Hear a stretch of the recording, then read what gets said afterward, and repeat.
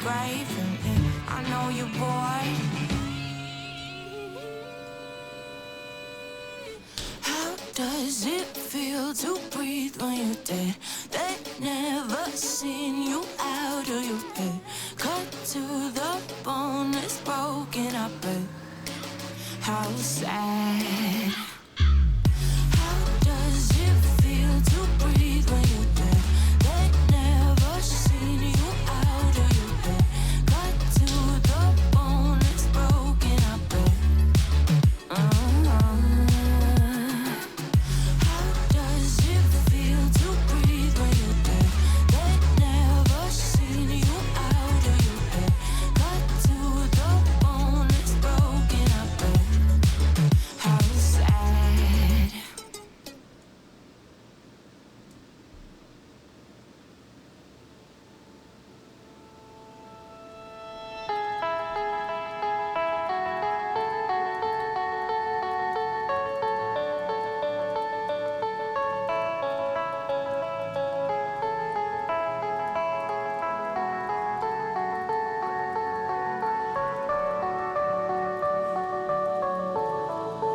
Heard them say our best days pass us by,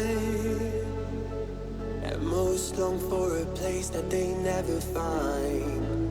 I'm afraid I wake up when I die, and it is too late to climb any mountain. Time is of the essence, the blood running through our core. It's best to not feel sorry when it's over. I will be the greatest that you've ever seen before, and I'll stay eternal.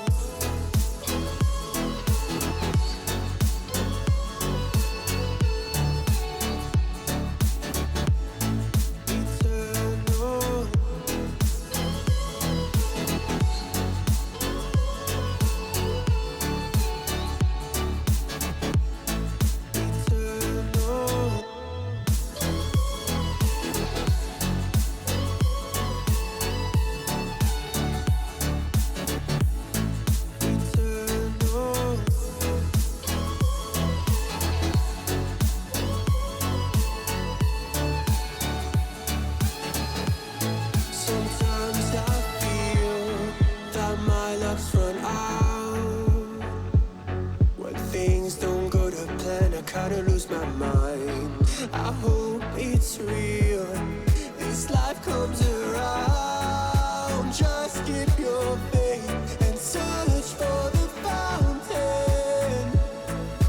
Time is of the essence, the blood running through our core. It's best to not feel sorry when it's over. I will be the greatest that you ever seen before, and I'll stay eternal.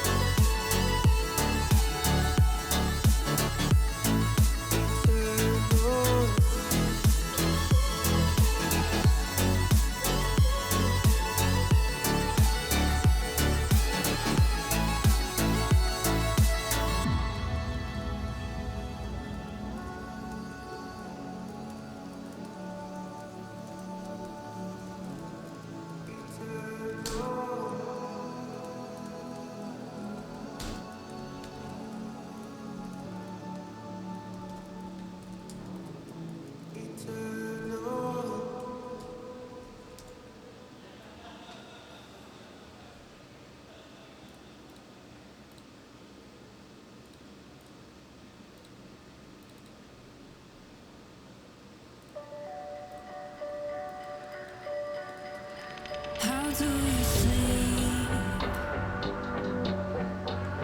when you're not next to me?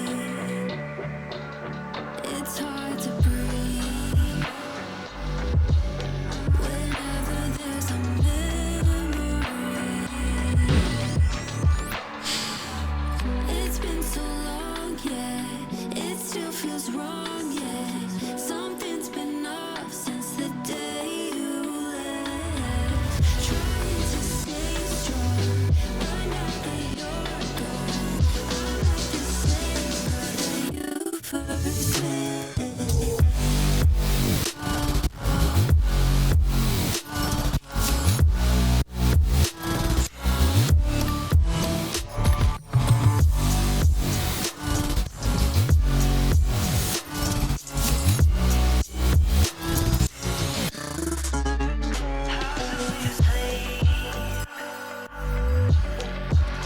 When you're not next to me, it's hard to breathe. Whenever there's a memory,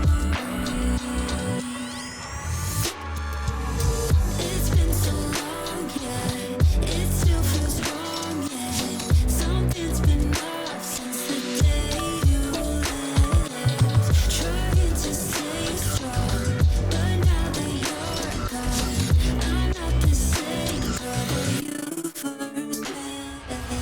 It's been so long, yeah. It still feels wrong, yeah. Something's been up since the day you left. Trying to stay strong, but now that you're gone, I'm not the same girl that you first met.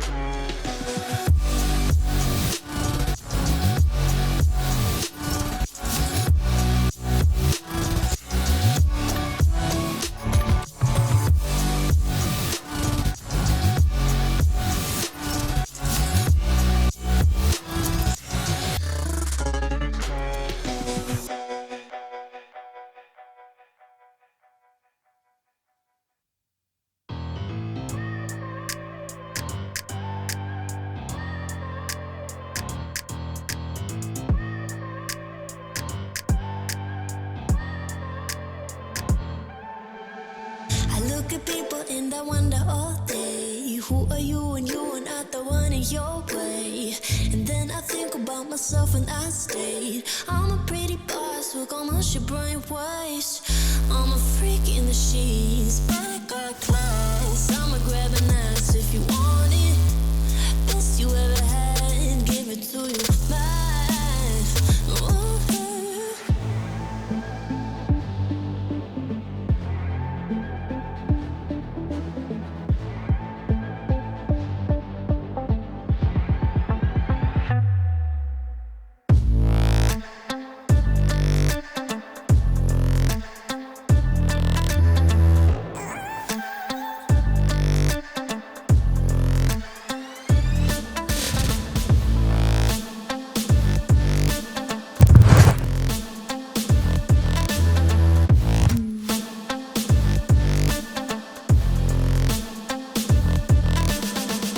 I'm the girl that they don't talk about. Quiet with a big mouth. Listen for the doubt, then call it. Make you out for what you say to me. Look at every single date. If you got what I need, then oh, I'll take you on like a big deal. Eggs you can unseal. Key in ignition. Just keep me full like I had a meal once. It was murder today, but it was I-5 North that was the problem.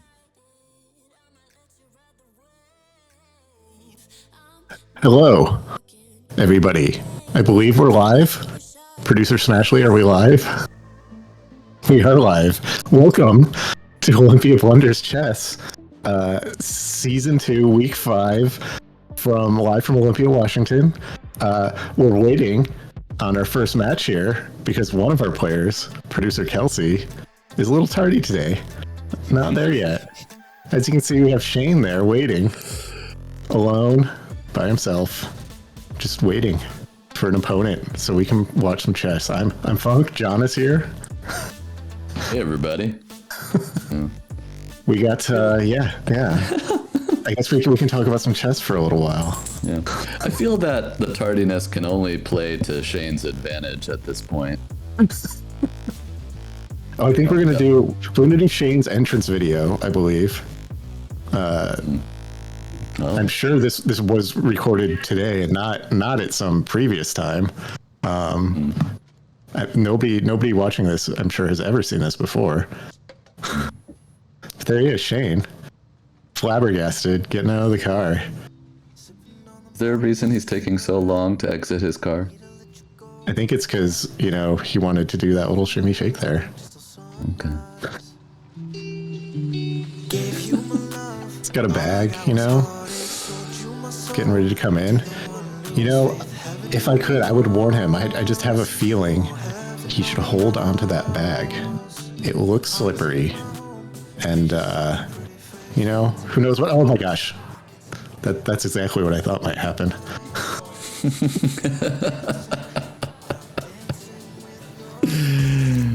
We have a Canadian there. Yeah, I remember when we had Canadians at Three Magnets. Oh, and here's Kelsey, who is here but also not here, entering the building. We hope. We can only hope that Kelsey's entered the building in a regal fashion to play some chess. Oh wait, I think we do. Look at that! Look at that! Oh, and she entered, and did you see that? I think she changed outfits at the very same moment as she walked into the building and sat down. Glorious. So yeah, this is first game, Division 4 game. Quick rundown for new players or new viewers. 4 total divisions that were split into after an initial Swiss matchup. Based on how we finished, so kind of roughly skill grouped, and then there's going to be playoffs with some promotions and relegations at the end of the 8 weeks of the middle stages of the season. And so Kelsey, the only, I believe, still undefeated player at this point in any league out of over 30 players. Shane in third place, still pretty close, but Kelsey holding on for first place in Division 4. John, who do you think's gonna win? Who you got your money on? Well, I mean, I've been watching Kelsey's games, and she just doesn't seem to be slowing down.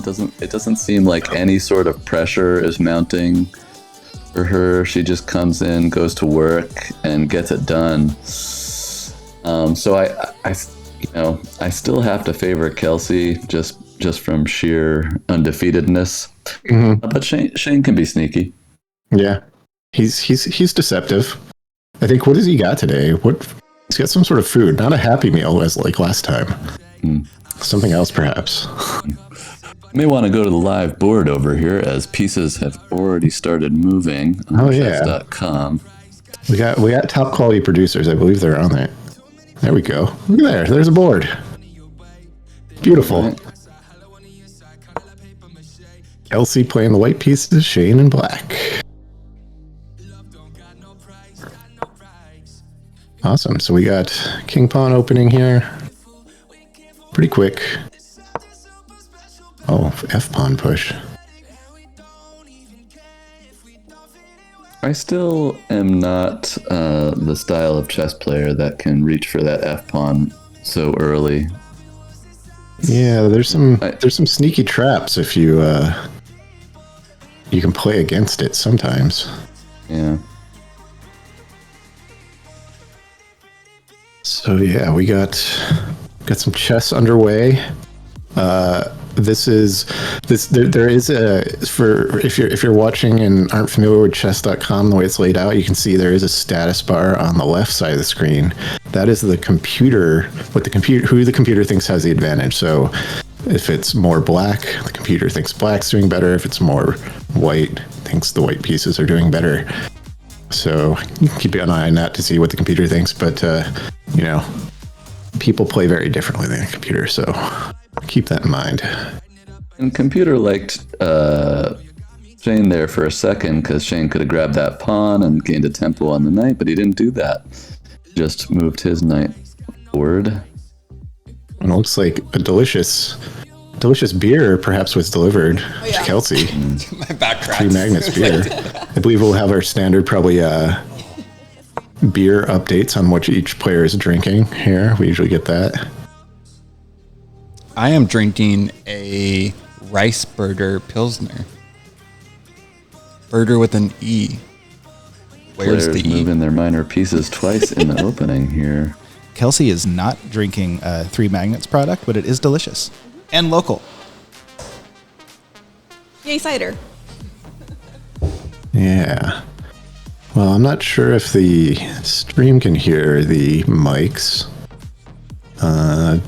Here in the booth we can't, but hopefully you got some good info there. On the chessboard or just in general? No, in general. Because I've already abandoned my initial Yeah, no, game definitely plan. definitely both things. Yeah. All right. There's been no. Yeah, we got some knights moving around a lot here early on. It's actually productive. She's got Elsie. her bishop pointed deep into enemy territory. Unless Shane pushes his pawns, he won't be castling anytime soon. There is also a mate threat here if Shane doesn't defend that F7 square. Oh, there he does. Couldn't sneak that one by him. I was planning more ahead. He does like to go for the early mate on F7. I've seen it before. I thought you had is it tricky. like a checkmate. If you had not moved that. Yeah, it was getting real yes. close. Wait a minute. Proud of you. Good job. You'll probably see Kelsey Castle in a bit. You get the I mean, still things can still go knight very to south. from C3. here. Yeah, we can. Yeah, Kelsey looks in pretty good position here. You could see her pushing that e-pawn, threaten that knight too, maybe.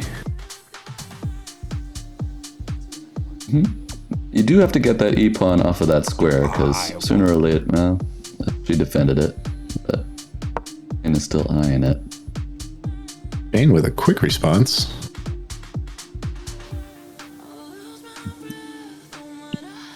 Closing the space, so this has turned into a bit of a Dutch defense. Boo.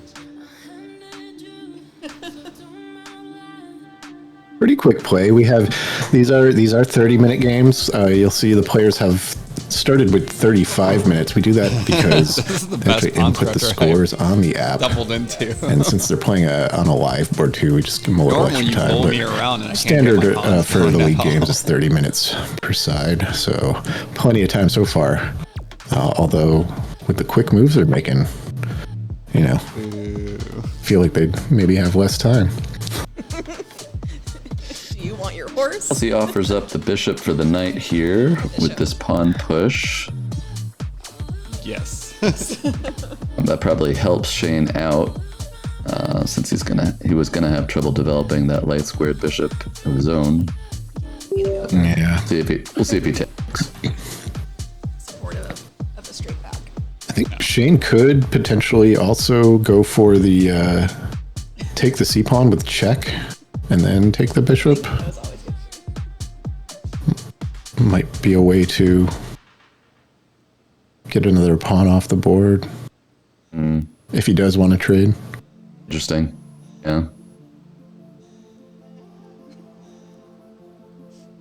I don't like any of my moves. And this one a little think. Oh, are you losing your Two mind options. over this? You are, aren't you? Ooh. That is not one of the options I considered. Shane bringing the queen out. Go on, take it. I mean, that horse is still pretty thin, but It does on its face, though, kind of prevent the knight take, because then the queen can take the rook.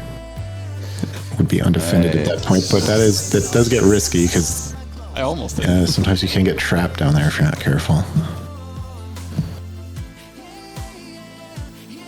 Yeah. Interesting thought, though.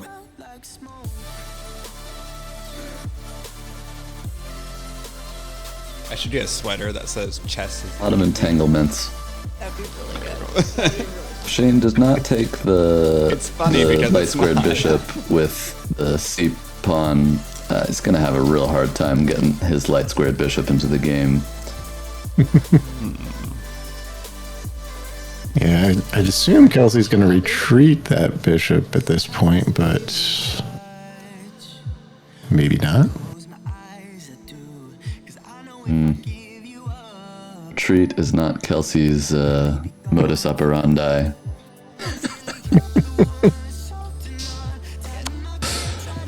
Oh, she takes. Ooh, interesting. Yeah, Start bold, the onslaught.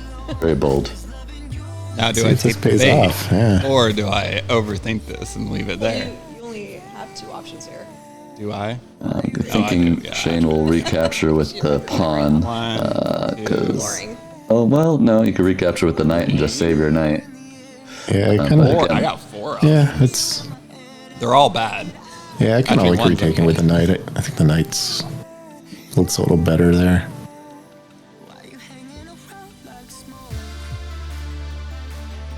I'll do the right thing.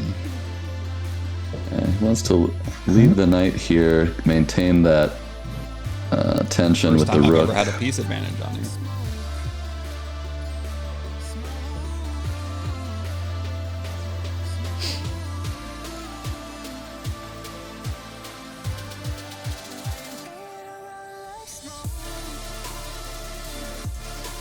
Take the candy.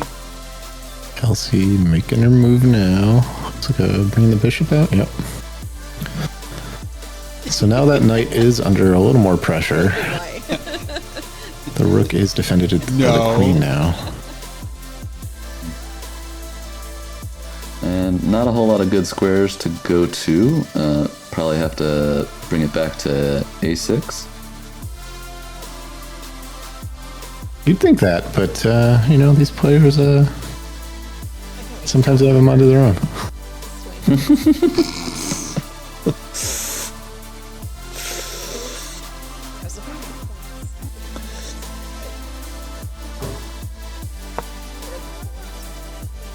Bishop and He does move to the a6. bishop is like 2 points. I think there's a rook has like 3.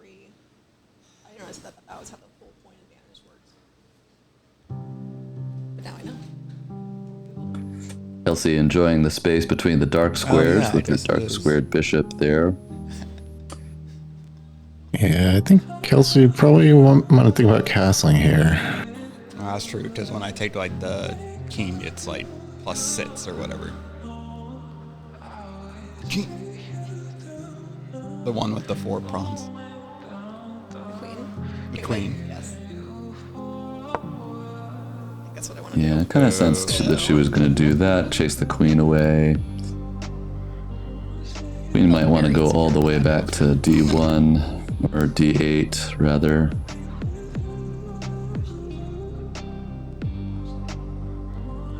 Yeah.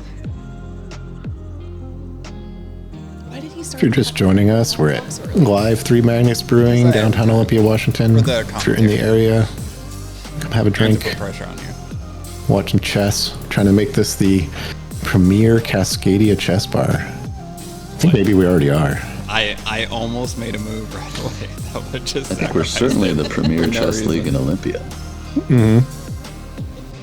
No doubt. We'd be on par for the rest of the games this week. Now, do I want to sacrifice? And you taking his time on this move. No Look at reason. that pensive thought. First lips. I do that. She takes me. She bends me over. Both players, I think, Does a lot relying on their there. devices a little more than the live board, but you know, different players approach the physical board in different ways. Oh wow! Shane takes the pawn. Good thing Ashley wasn't here. Well, he was see. up a piece. Yeah, quickly takes back. Oh, still up in material. He was up a piece. Maybe he wants this pin on the knight here.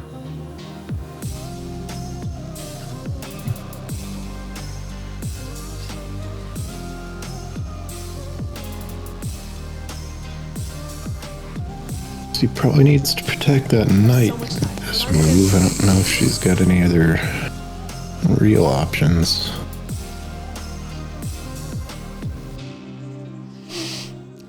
And maybe just bring the bishop smell back of to a new mic. d2. Yeah, that's probably what I do. For some reason, I have a feeling she might move I the don't like queen that your up to horses are all defend, facing but we'll different see. ways. Is it bothering you? It is a little. So, would you rather they look at you? Now they look more aggressive. There you go. Damn it. I'm supposed to do that. Now they're all looking the same way.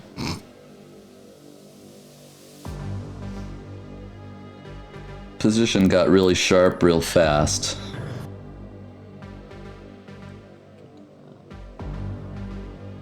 Yeah, both players got to be careful, I think. Lopperoo. Mistakes could be very costly at this point.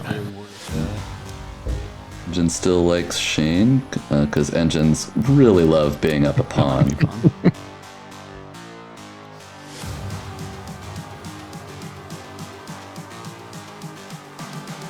I don't know that I would mind having the white pieces here, though.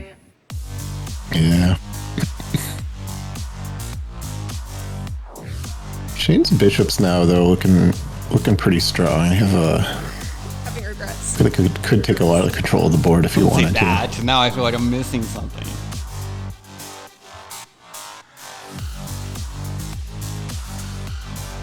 No, it's I tried something differently. I wish you had too. Very thoughtful from Shane. You know what? Don't rush yourself. Yeah, a win this now man. would boost him into second place. Only one win away from first, at least for the time being. All right, kicks Kelsey's knight. Oh, Kelsey's wow. unconcerned. Quickly moves the bishop to attack, but looks undefended. Maybe she's looking for the e5 pawn push after to try and get a fork. Might come at a high cost, though. Yeah, I don't know if that all works. I certainly wouldn't have played that being down a pawn already. People like forks, though, you know? If there's a fork opportunity, I think a lot of people in this league love to try and find them. It's true. Hesitation. I'm taking the bait. And there it is. You take with the bishop, of course. Yeah, I think Kelly's probably immediately going to push that pawn. But her knight is still under threat, too.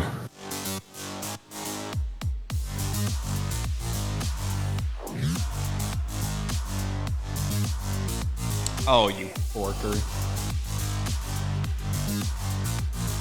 Just do it. No, I'm trying to think about for once.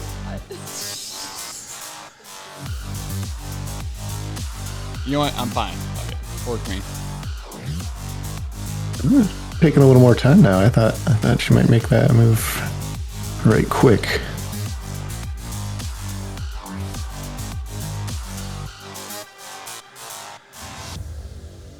Make your move, so Although I think maybe now she's kind of committed to it. I don't know. I don't know if she has any other grid option. I think that is probably the top route move recommended by the engine at this point. You have to gain back the material. Well, I just learned that term, so don't trust some of everything it. I say. Some of it, right? Yeah. I mean, Oh no. Oh!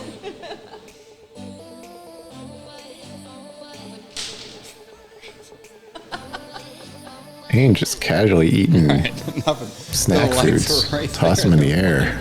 Sure. Maybe, what does he have over there? I don't know. It might be some kind of nut mix or something. I'm not quite sure. Shane is known to, he does try and use distraction as part of his live game repertoire. He's said this in the past, so definitely could be trying to get into Kelsey's head here. There's nothing in the Oli Blenders rulebook about live game distraction. Yeah, that wasn't laid out, so Something that should probably be written into the bylaws, but here's Kelsey doing another unexpected Well, piece that sacrifice Kind of is, but go ahead. And you of want- what do you wanna sorts. Yeah. I mean, it's kind of a better fork than I thought you were gonna do. very bold. Made things better. Probably gonna get a queen trade of some sort. do? My queen The order in which it happens, though, is versus out here. could be many different ways. I think. I think you just take with the queen. You take the queen now, and then take the knight with a pawn, and enjoy being up 2 pieces.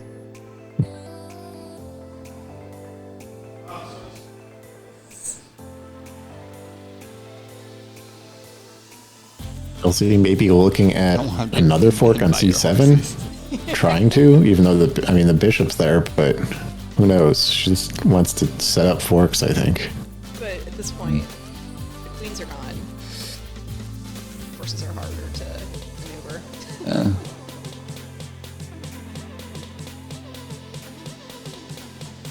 Ian's taking his time, so definitely sees the undefended queen. So probably gonna do something about that. Yeah. I think for Shane, it's just a matter of like what order to do things in. Make sure he does it,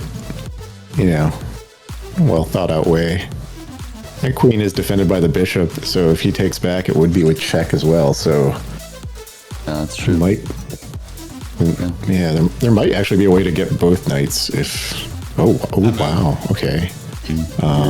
This is gonna lose the knight on f6. Kelsey will take that with check. Yeah, the computer has a huge swing too. Really helped Kelsey. That was not. Apparently, there was maybe some other way to win the queen or something. I'm not sure what it saw, but definitely a little better for Kelsey. What a feeling. Begins believing. I can't have it all now. I'm dancing for my life. You still have 2 knights hanging for Kelsey. Shane just takes the queen with check. We have the pawn take, defending the knight.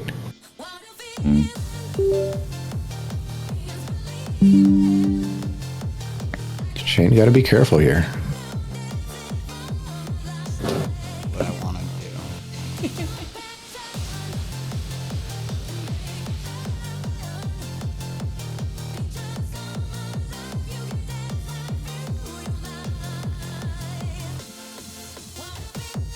Zachary said there's something happening. How we feeling, commentary?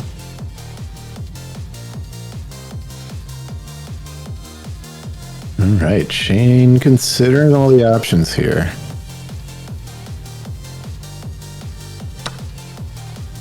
Oh, takes Okay. takes a pawn with the queen. Computer's got it. Almost dead even now. Can you hear me, Funk? Players pretty reluctant to trade queens. They just love having queens on the board. Yeah. Commentary, Yeah, I especially- apologize. I had the output muted for you guys this whole time. Oh, Now Were you we can hear. talking to you can hear. no one? No. You were going out, but the players weren't coming into your ears. yeah. We couldn't hear anything. That's not what I meant. Phrasing is important, I feel like. Everybody else probably getting the lovely sounds of Three Bankers Brewing, a working brewery, come from the back room here. I think that means the people were able to hear what they were drinking. I'm sure it was delicious. Like the beer or the way they described it. Both. You shouldn't be able to hear drinking. Drinking is something that should be done quietly. Oh, there's the queen trade. Queen's off the board. All right. It's off the board. Kelsey really needs to get the knight out of danger now, and she will get away with it. Yeah. Doesn't. Oh, moves it. Okay. Quick Still take good. of the pawn. Still getting away with the knight hanging.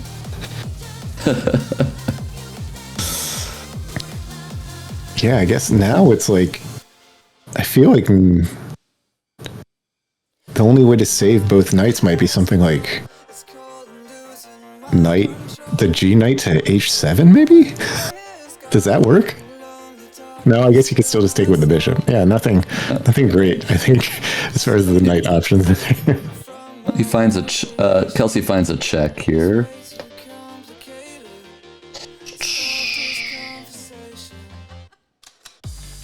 Oh, we have food throwing. I've just been struck with Shane's nuts. Oh, wow. Risque snack food action on stream here. Again, nothing in the rule book against throwing food either.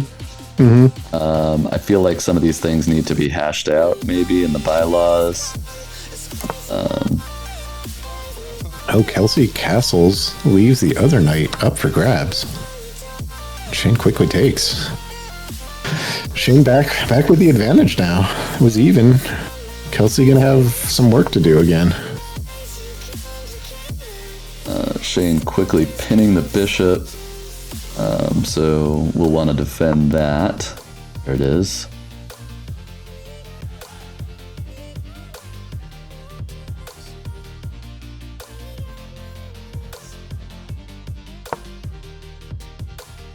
Kelsey pushes that pawn. Shane can just take that though. There is a fun little rook takes d4 move though. Get a pawn. Bishop can't take back. Yep.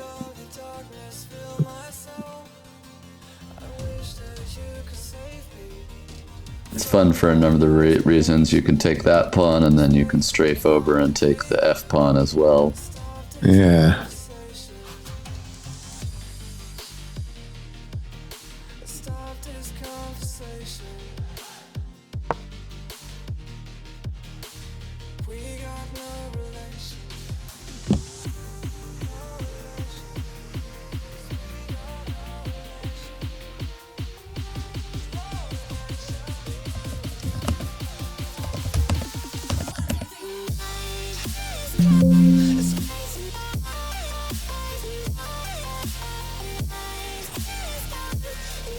So Kelsey has disconnected the rooks a little bit. Yeah, maybe trying to line them up on the e-file. Shane brings out that bishop. Maybe Rook's anticipating. Yeah. Rook's not really in the game for Shane yet. Oh, I guess the H rook just by the nature of the pawn leaving.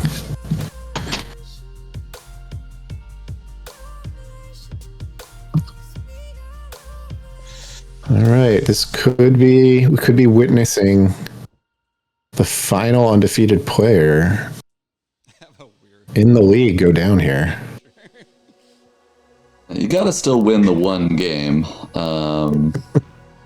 Sometimes it's tough to convert.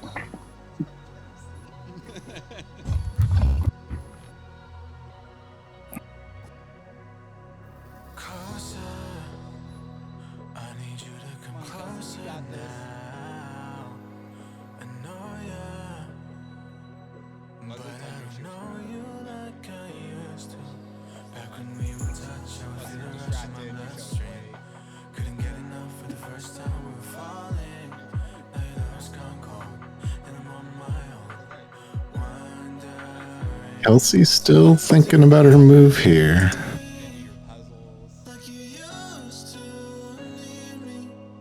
She may want to create some breathing room for the king, perhaps a little h3 action. E2 is not going to work anymore with that bishop there. She just offers another pawn. Yeah, we have an en passant opportunity here. The rare en passant move. See if Shane takes it. I don't know what I should be doing. I know what I want to We need do. both right now. This is gonna end up a draw. I hope you know that if we get down to that, I am 100% keen to try to go for stalemate with you. It would just be hilarious. See, already talking about stalemate. Oh, use the pawns where they are. He could have taken with even the backward D pawn there. Yeah. Missed en passant opportunity. I'm like, nope.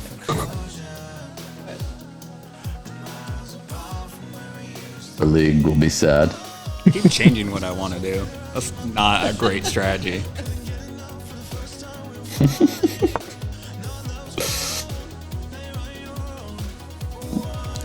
And Kelsey offering another pawn. Seems like she's kind of just getting rid of all her pieces right now.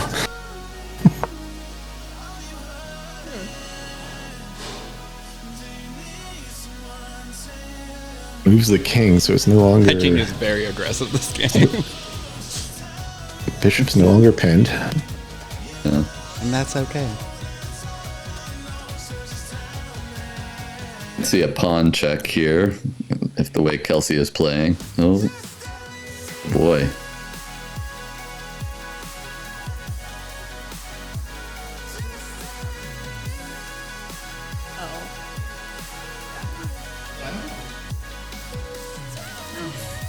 I mean, I turn it way down.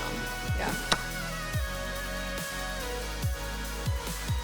All right, Shane's taking these pawns now. I mean, at this point, I just gotta like not mess up, right?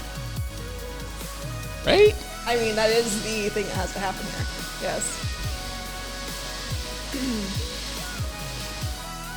Shane says he's just not gotta mess up. See if those are famous last words or not.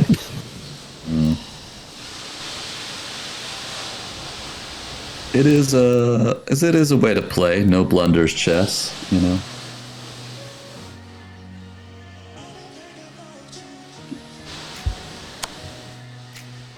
There's that check.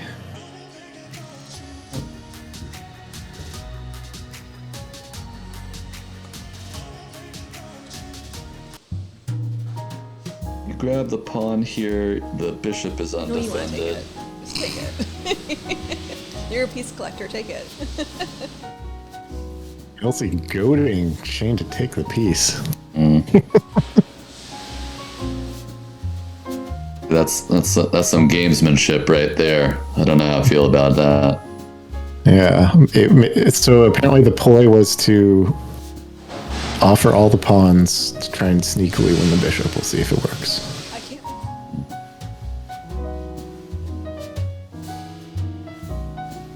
Now it's a blunder.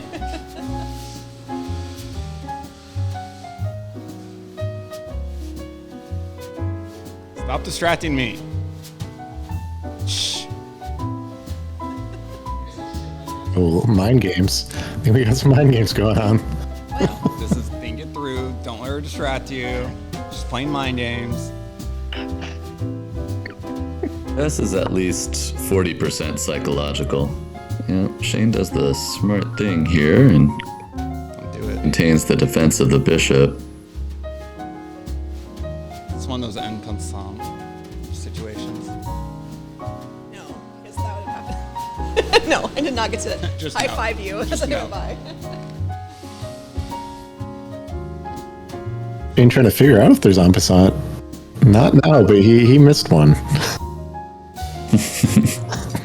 Oh, did he miss one? Elusive en passant move. I was scared, alright? Also, I'm pretty sure I missed it a lot. This review is going to be for all of us. I love Funk, have you ever checkmated someone en passant? I don't think I've checkmated en passant, no. That would be, yeah, I guess that's like a life goal right there. Yeah. Pretty sure I've definitely had pawn push checkmate with the pawn does the final. commits the final blow, as it were. Yeah, me too. En passant would be like a 1 in 50,000 kind of thing, I would think. Yeah, that would be. I'd be telling everybody about that one.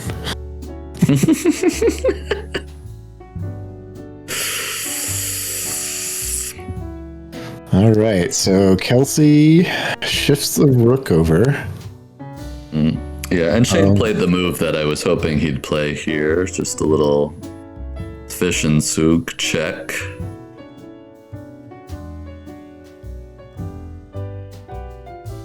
And I think we got. I think the computer sees a mate in something here.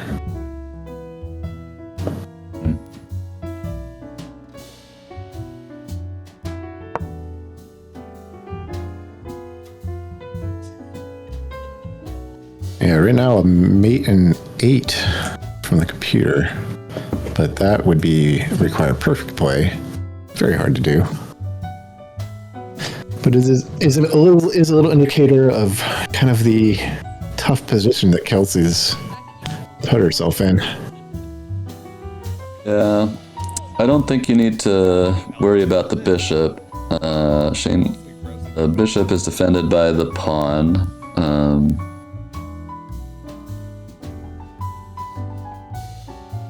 Yeah, I think if I'm Shane, I probably want to swing that other rook over. Maybe to the H file, kind of get into the game that way. But Yeah. I think Shane could also just kind of push some of his pawns here, and it would be pretty devastating as well.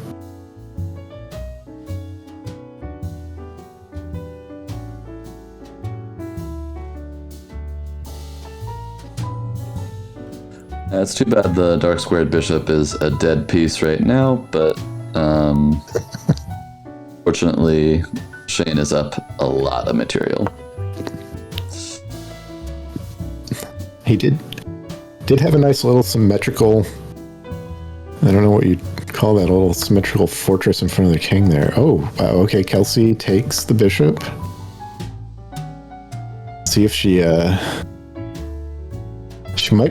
I think she might be going for the stalemate here. I think we might, yep, there we go. Yes. Kelsey's got the stalemate in mind, I believe.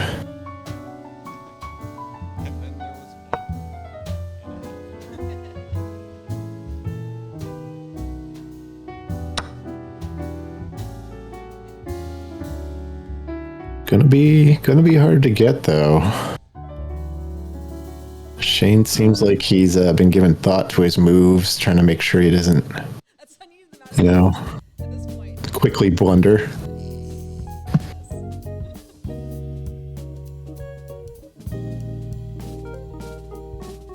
I think a lot of the stalemate issues sometimes come when you try to maybe promote 2 pawns to queens. Mm-hmm. And then there becomes way fewer squares on the board for the king.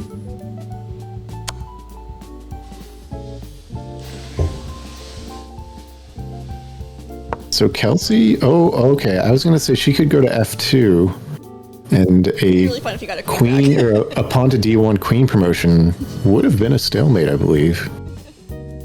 Kelsey gets behind the pawn though.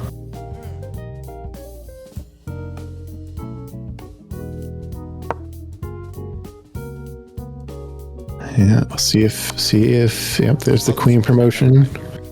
I just take my. F2 the only move now. Shane has to check here. Pawn push would be a stalemate. Covering the queen. Good job. I think he checks on D2. Oh, it's my turn. Yes. Yeah. Okay. Cool.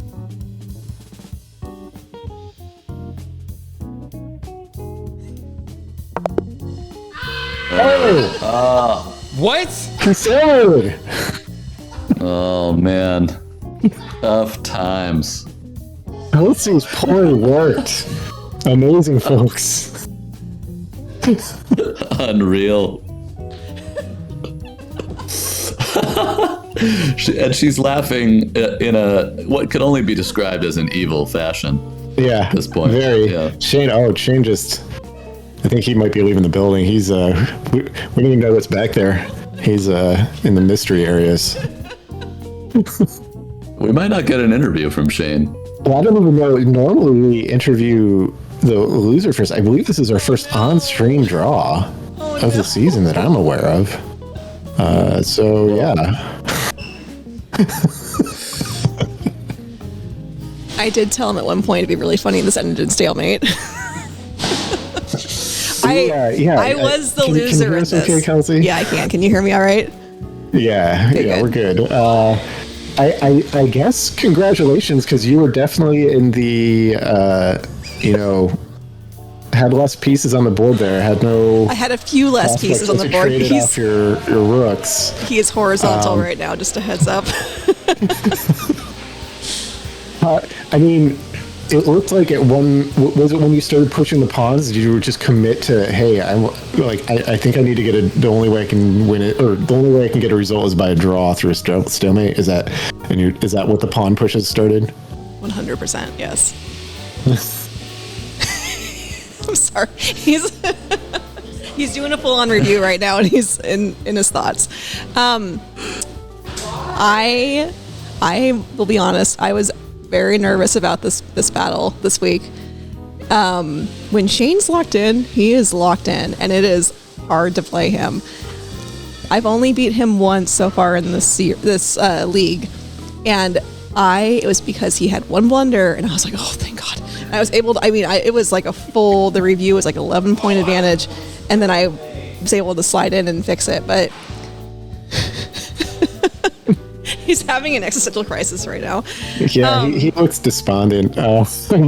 We have John for this first game as well. John, did you have questions for our drawer? Yeah, Kelsey, I mean, you can't be super proud of your performance today. You came in late.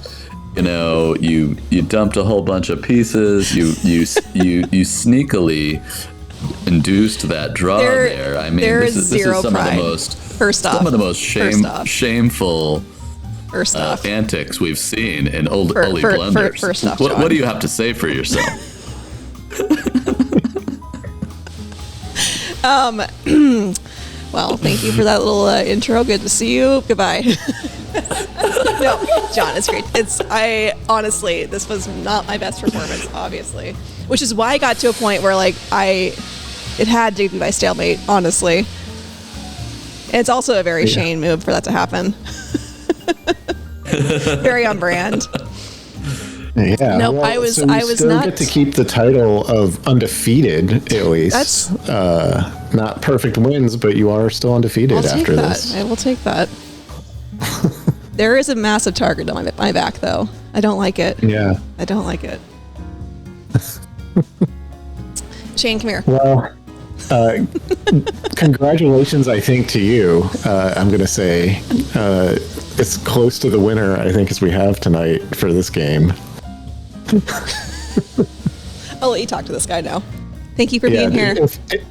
Thank you. If Shane wants to talk, cool. If Shane wants to talk. Thanks for being here. Hi, Shane. Hey. What's your thoughts on that finish there?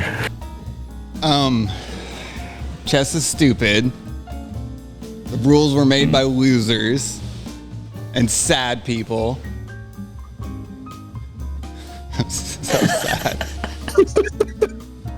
Was that was the? I just want to clarify. That was the intended move, right? Like it was. D2 was an option too. So it was not like, oh, slip of the finger. I was one square too short.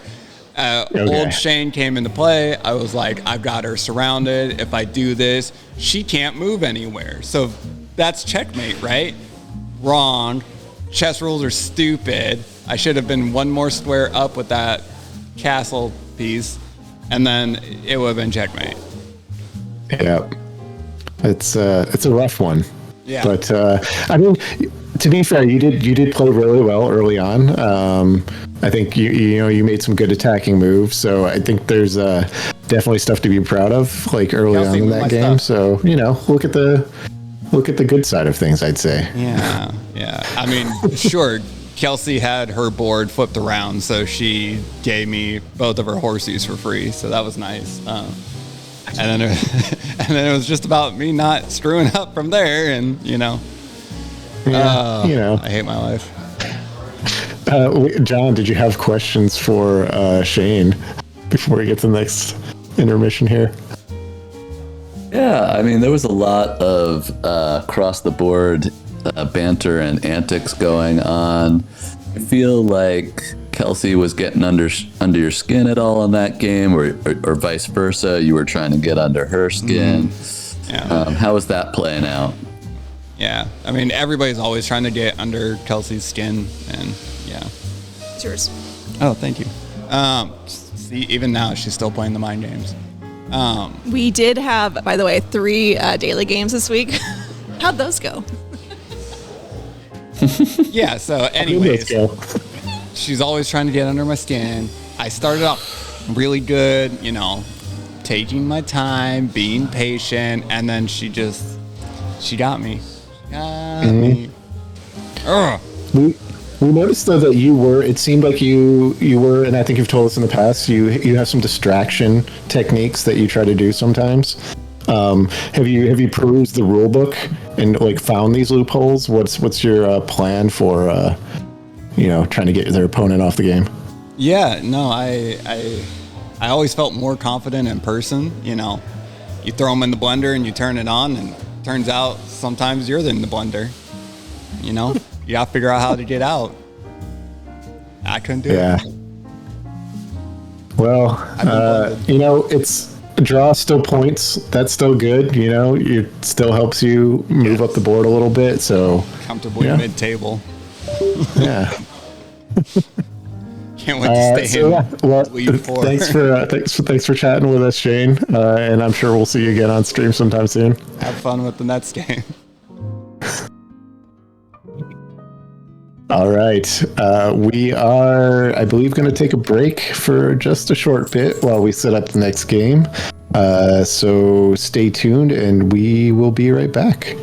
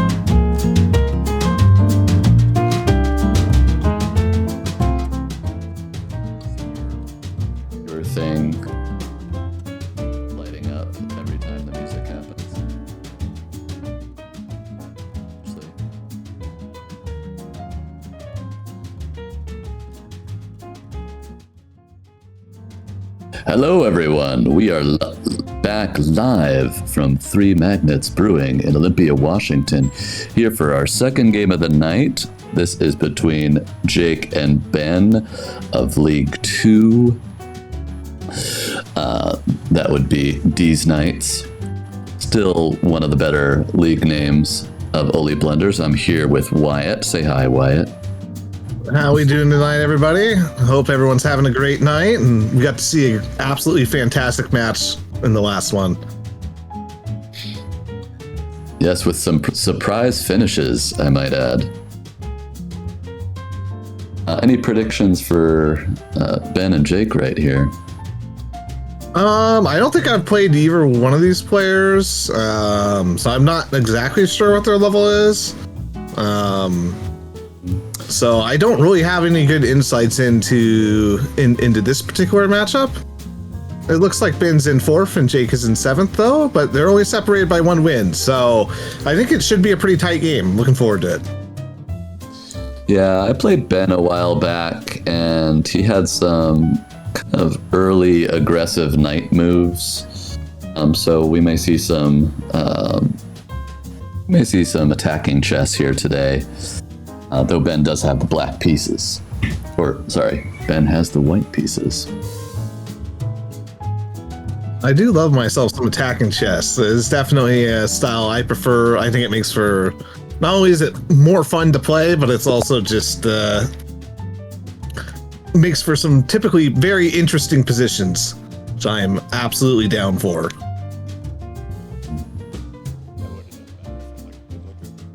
It'd also be just a little better for the 30-minute timers too. If you attack early, you don't have to worry about time trouble later on. That's true. All right. We are underway here. We have an E-pawn opening and a quick B6 from Jake, announcing a fianchetto of the light squared bishop. And they choose to opt to bring out the knight. I think I would have probably pushed the pawn up one there, just to be really, really annoying. It's might not be the best move, but that's a move I enjoy playing. You also got to think, probably want to take over the center with your d-pawn as well, since he's giving it to you. Yep, choose to do the knight, but you can still just throw out the d-pawn here, and it would not surprise me. There it is.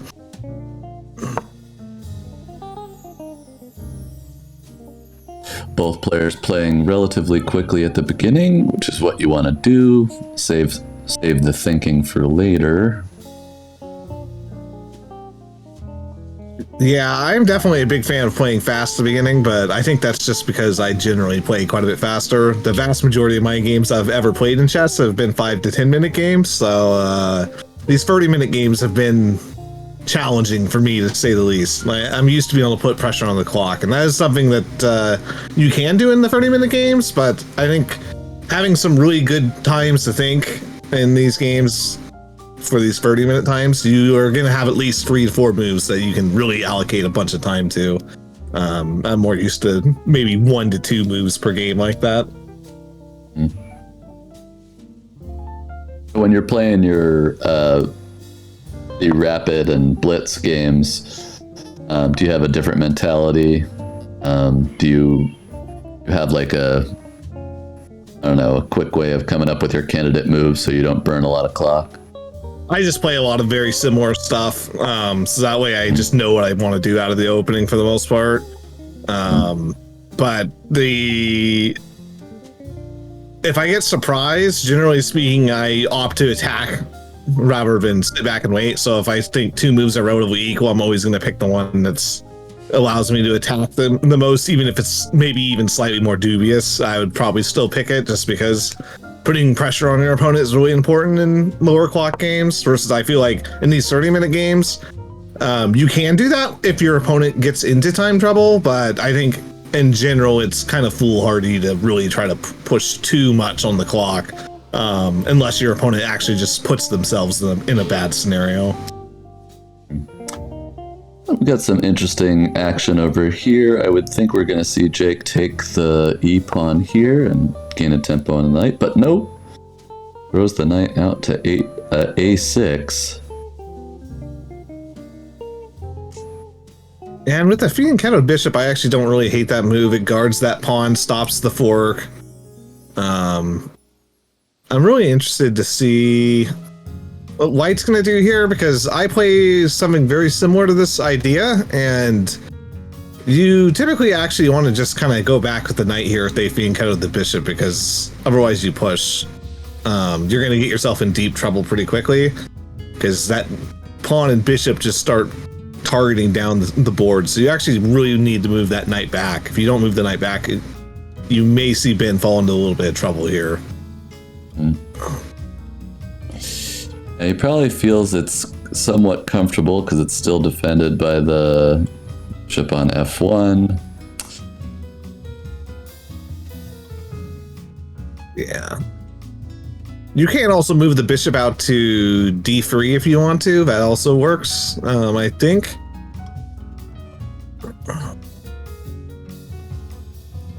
That's a safe move.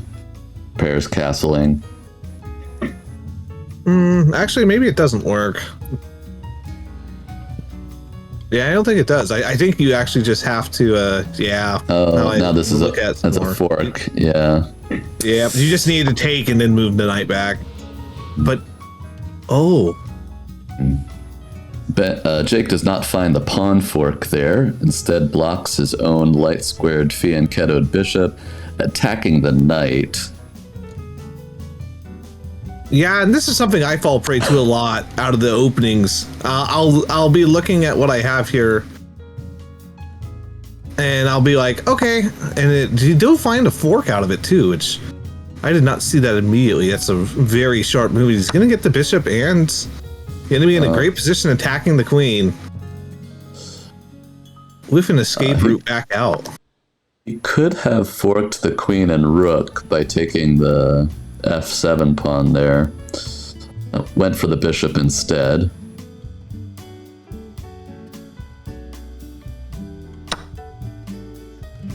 Wow. This is sharp. Yeah, and you see black in a heap of trouble already. Misses. There is an excellent check on sacking the knight on the C5, but he chooses to play check instead to the other knight. Yeah, I could have. Whoops.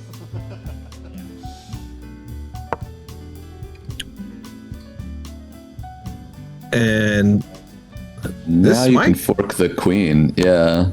This might just be GG really quickly here. This is pretty brutal.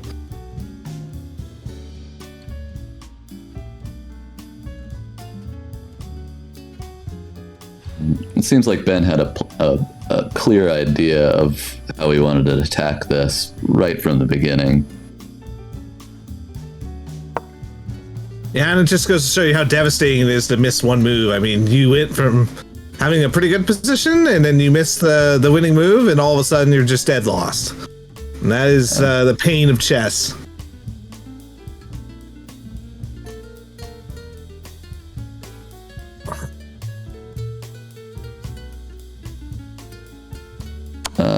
Yeah, continuing the torture here, just checks the king again. That queen cannot go anywhere.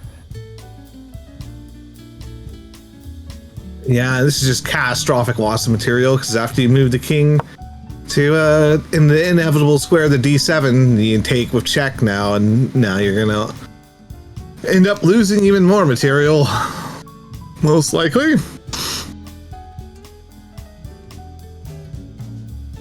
Now is the time to grab the queen while you can. There it is. And once again, you're forced to only move, go to C7.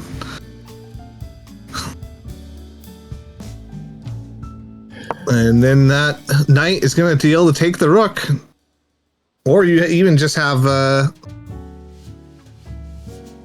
reveal check, but I don't think you want to do that one. Which does do. I don't think that's right, though, because you just lose the bishop. You could play fast and loose when you're up this much material. Yeah, you up 14 points of material. You just want to trade down, is what it's going to be. You'll end up losing one of your knights here, so it'll be like 11 points. But once you get up that much material, it's all about just removing any possibility from your opponent and cruise into the win. Yeah. That pawn to c6 really, I think, shifted the tenor of this game on a dime. My goodness.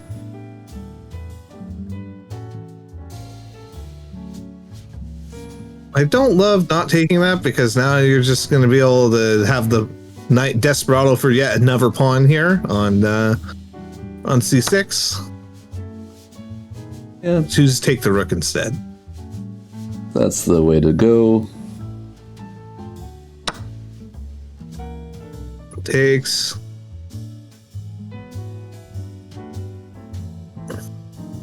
It's black. What are you playing for here? Your opponent has an easy castle, which probably should be played pretty soon.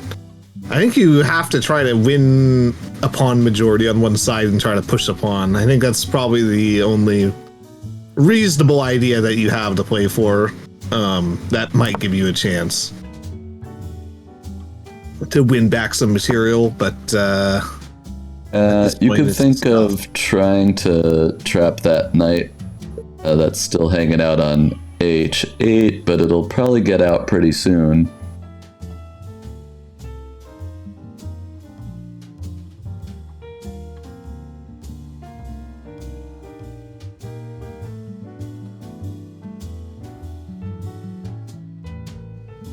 You are attacking the bishop here, so you are going to be able to get that knight trapped, I think, successfully. For now, at least.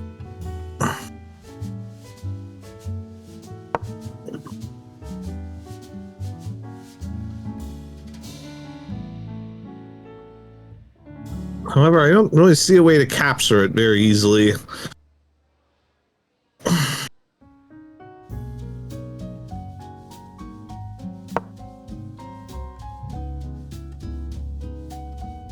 Now it's just defended. Yeah, and it can get out onto d7, and I think we'll be seeing that shortly. Yeah, start causing more chaos.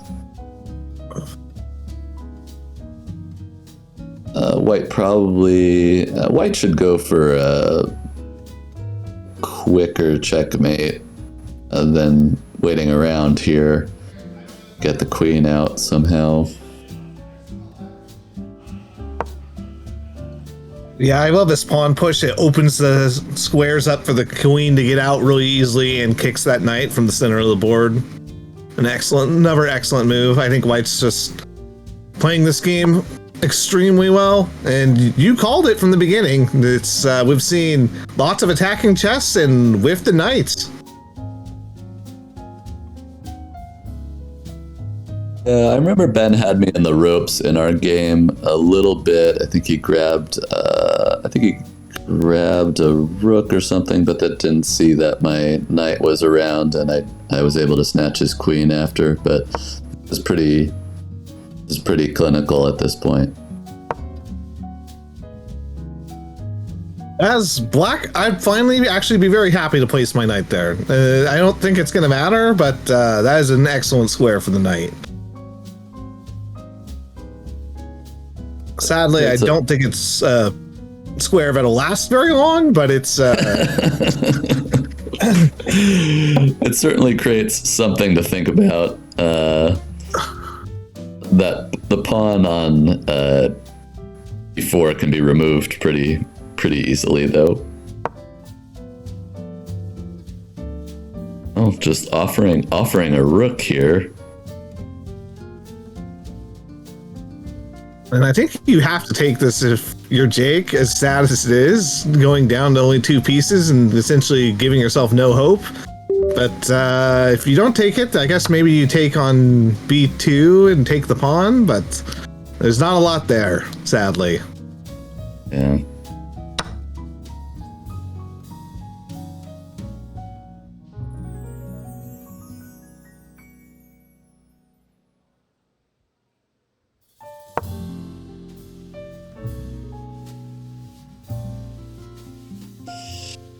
I hate playing these positions because it oftentimes feels like you have nothing to play for. But as we saw in the last game, you just never know, which is why you have to play them out. Your opponent can make a catastrophic mistake at any time. You're just joining us. We are live from Three Magnets Brewing in Olympia, Washington. This is Oli Blunder's Chess. And then Jake having what can only be described as a bloodletting over here for Jake. And that move threatens that pawn on c6. The queen take. We'll see how black responds to this. I don't think that there's a lot you can do except giving up that pawn. Yeah. Yeah, the pawn was pinned, so it wasn't going anywhere. I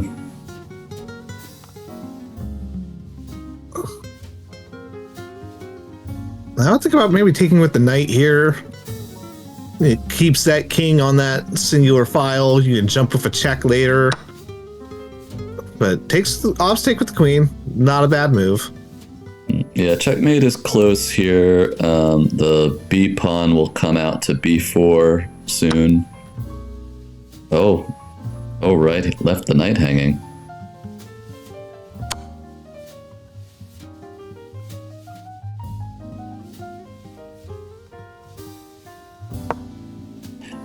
And that is why you should have taken with the knight. Yeah, I don't see what you're going to do here after if c5 is played. If c5 gets played, I think that you're in a world of hurt.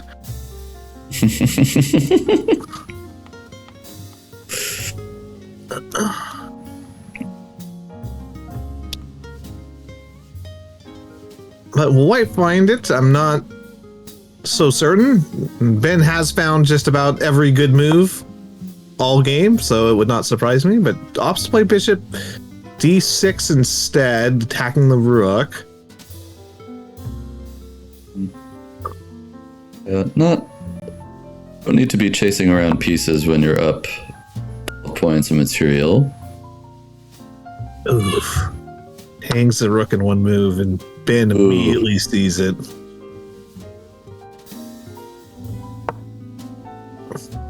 And at this point, you're playing for stalemate.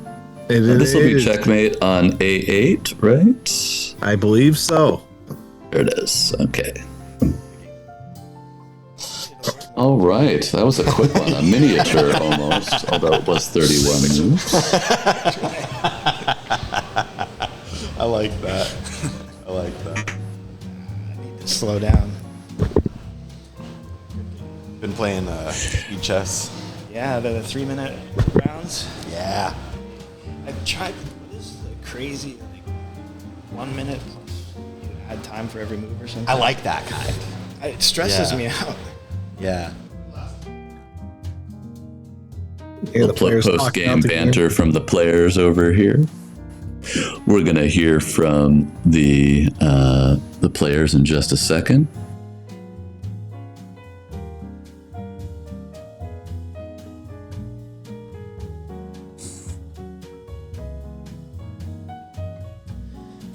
Hello, Jake. Can you hear us? Yes. Can you hear me? We can hear you just fine. This is John. I am joined here by Wyatt. That was some attacking chess right there from our friend Ben. Yeah. You seem to be set. You seem to be set up pretty good there at the beginning, and then there was just one pawn push that let open the floodgates. What was your experience in that game? Yeah, as you mentioned, that pawn push kind of put me in a series of forks that didn't end up well. So I think a lesson I've learned is maybe take some more time, study the board. I've been playing 3-minute chess, and it just, the pressure's there. Right, different game when it's 35-minute chess for sure. Wyatt, do you have any questions or comments for our friend Jake over here? Yeah. So you mentioned that you play a lot of the 3-minute chess. I'm assuming that's with the second increment or the 2-second increment. No. Have you been playing that a lot? And is that like what you normally play? Or and what's like, what do you think is like outside of just the time usage? Like, how much time do you think you should allocate to say like moves out of the beginning versus saving time for later on to actually calculate and think as you play these 30+ minute games? I think maybe being more cognizant of the openings, because with the 3-minute games, I'm just doing standard moves or standard openings. And I think taking the time during these longer games to set up pieces, push, control the middle of the board if you can, that sort of thing. So really taking the time in the beginning to set yourself up to win. Right. Yeah. Right on. Did you learn anything about Ben's style today that you'd like to,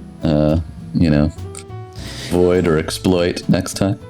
Yeah, I don't know what the opening is called, where you get a bishop and knight pretty far to fork, the king and rook.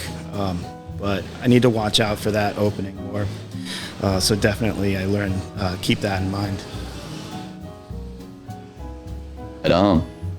Well, thanks for joining us tonight. Sorry it didn't go your way, but enjoy a drink and enjoy the rest of the chess. Yeah, you too. Thanks, guys. All right.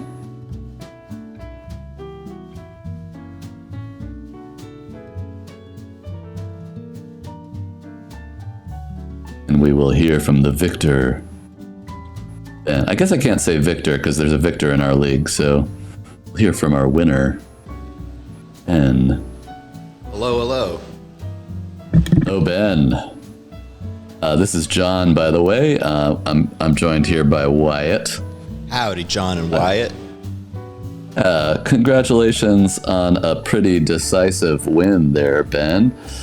You came out kind of guns blazing in that one and found the seam pretty early on, and your knight caused a lot of problems right there. I felt pretty lucky. I felt like the opening, they were moving pretty swift, and it made me nervous. And I'm glad that I managed to kind of sneak in there and interrupt that back line. Without it, I don't know where I would have been. Yeah, I think you took a little bit of an advantage of his relatively far back position. You kind of moved your knight in there pretty close early, and he didn't have the answers. Wyatt, did you have a question, comment for our friend Ben over here? Yeah, I was kind of curious. How often do you play that opening when you go for that the knight fork of the queen in the rook there? As often as possible. Yeah, it's my favorite. If they allow it, lately I haven't been allowed. Which is fine. You got to respect it. But I sure appreciate it when I can. That's great. I love playing for that for those particular forks on the king in the rook or the queen in the rook myself quite a bit. So I definitely respect it. Thank you. I do recall in the one game that you and I played, your knight came forward pretty quickly. Oh yeah. It's your signature dance right there, Ben. Yeah, you knew the answer for it. Well, there's always next time. Oh yeah. Yeah. Anything else you'd like to say to the folks listening at home? Oh, hope you're comfortable. I hope you having a nice little beverage and a little snack. Got your PJs and cozies on. I'm glad that you got to watch some chess, and hope you sleep well tonight. Right. Well, that's a good sentiment right there. All right. Thanks for joining us, Ben. Congratulations Thanks, on your win. Good luck with the rest of League 2 action. All right. And we're headed into a little break here before our final game of the night. We'll see you in a little bit. Yeah, I think we'll be back at 7:30.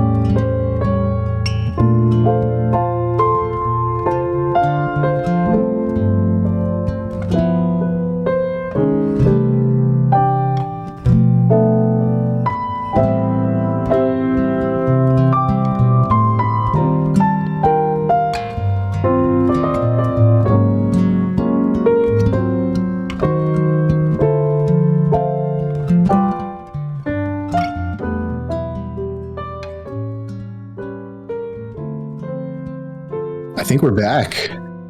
Welcome. We are going into our third game of the night. I'm Funk. I'm back. Wyatt is still here, taking over for John. We have a Division 3 game, and we're going into walk-in vids. We got walk-in vids for this one. Ethan, I believe our first time doing a walk-in this year. Very confident stride. Little swagger, little swing.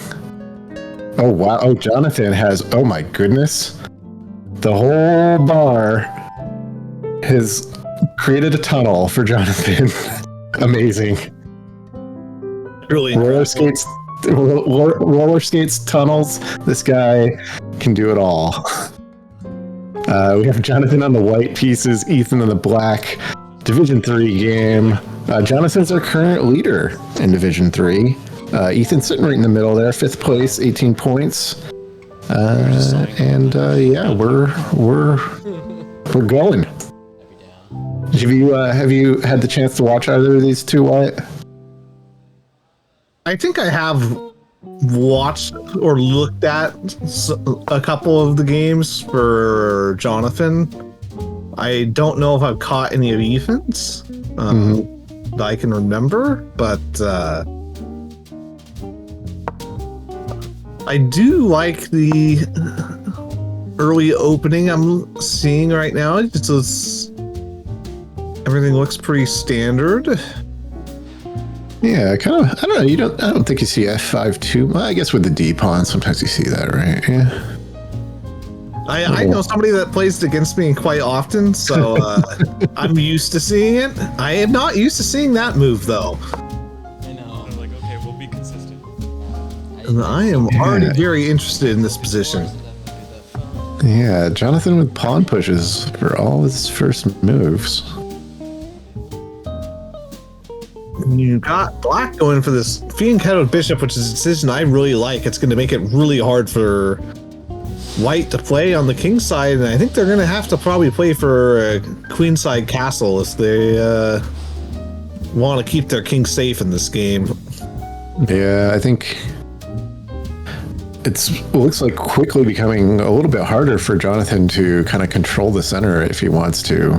If that bishop gets out there, the knight's already, got a lot of control over the white squares. So, I didn't want to make the wrong move on my phone. And that's an interesting decision. She chooses to play the bishop out now, so that way you can just get the knight out onto f3 and potentially just play with the doubled pawns. I don't actually hate it. I think it's actually quite good. It stops the knight from jumping into either of those optimal squares if that ends up happening, and I kind of like it.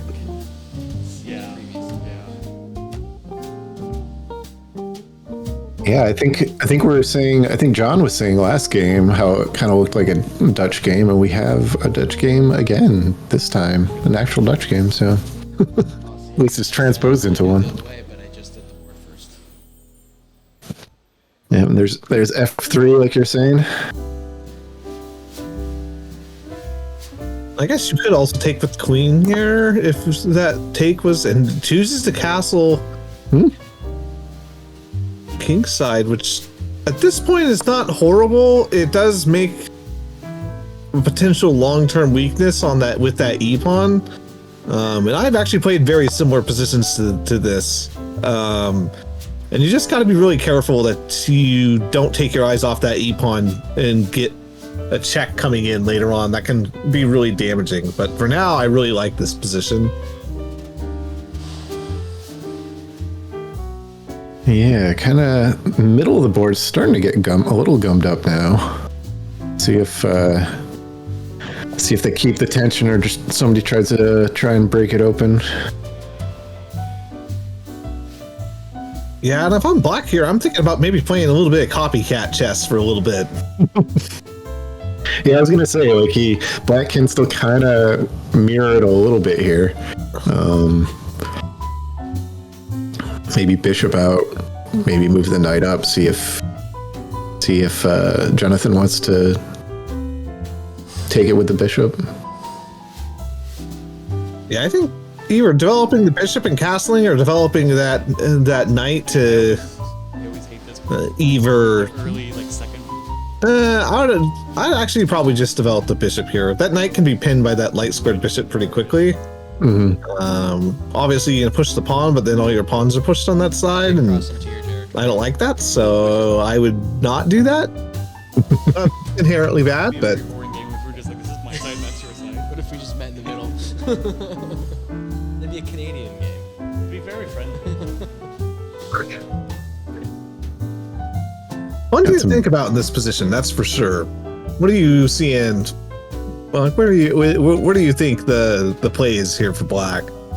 Yeah, I mean, personally, I'd probably bring out the bishop. I think I like this. Knight d7. I don't think it's too bad. It puts pressure on that knight that Jonathan kind of shoved into his face. Gets the knight off the square and still keeps the bishop, on that d pawn.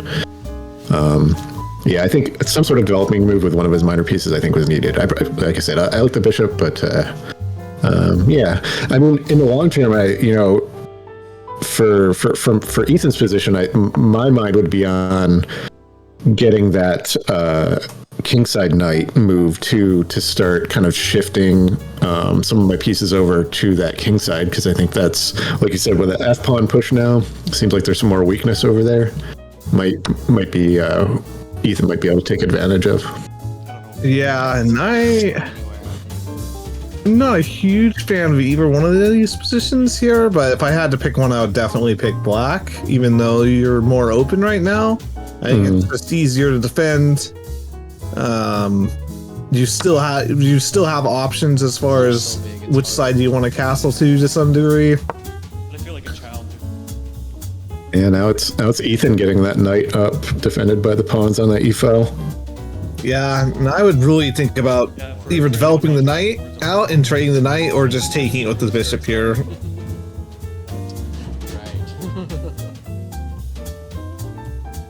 Yeah, and actually, I mean, I think Ethan now too, like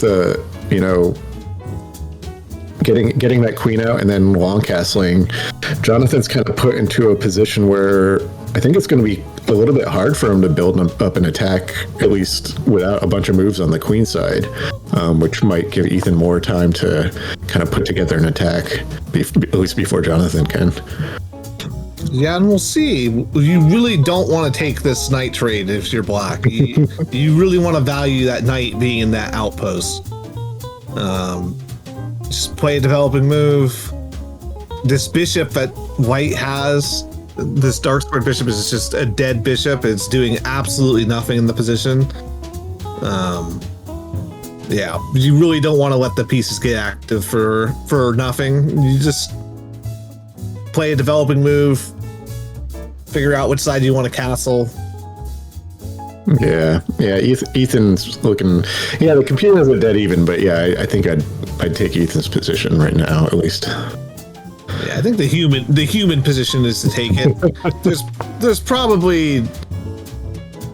There's no reason why black is in really any white's in any trouble here. I mean, at the end of the day, you push the pawn up. Eventually, you're going to be able to probably get that bishop active. But trying to get to that point is really difficult.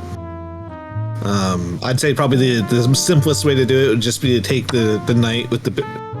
Yeah, like exactly like this, and then you move the bishop back, and then eventually push the pawn, get your bishop onto b2. It's probably the most human way to do this, and the only part about it that's really favorable for black is that you just have a very strong pawn majority heading towards the king, and you might be able to castle your king in the opposite way, so that there's less riskiness of pushing it. But once again, no real advantage, just easier to play as black for sure. Yeah. And takes the little check here. Like, just even if it was just a pawn, just a one-piece advantage, something, and then trade, offer trades. I do like this play by white here. Lure that pawn back out. It makes that possible to, where it really opens up that end of the board if you do end up castling long as black, and will open the king up to more attacks.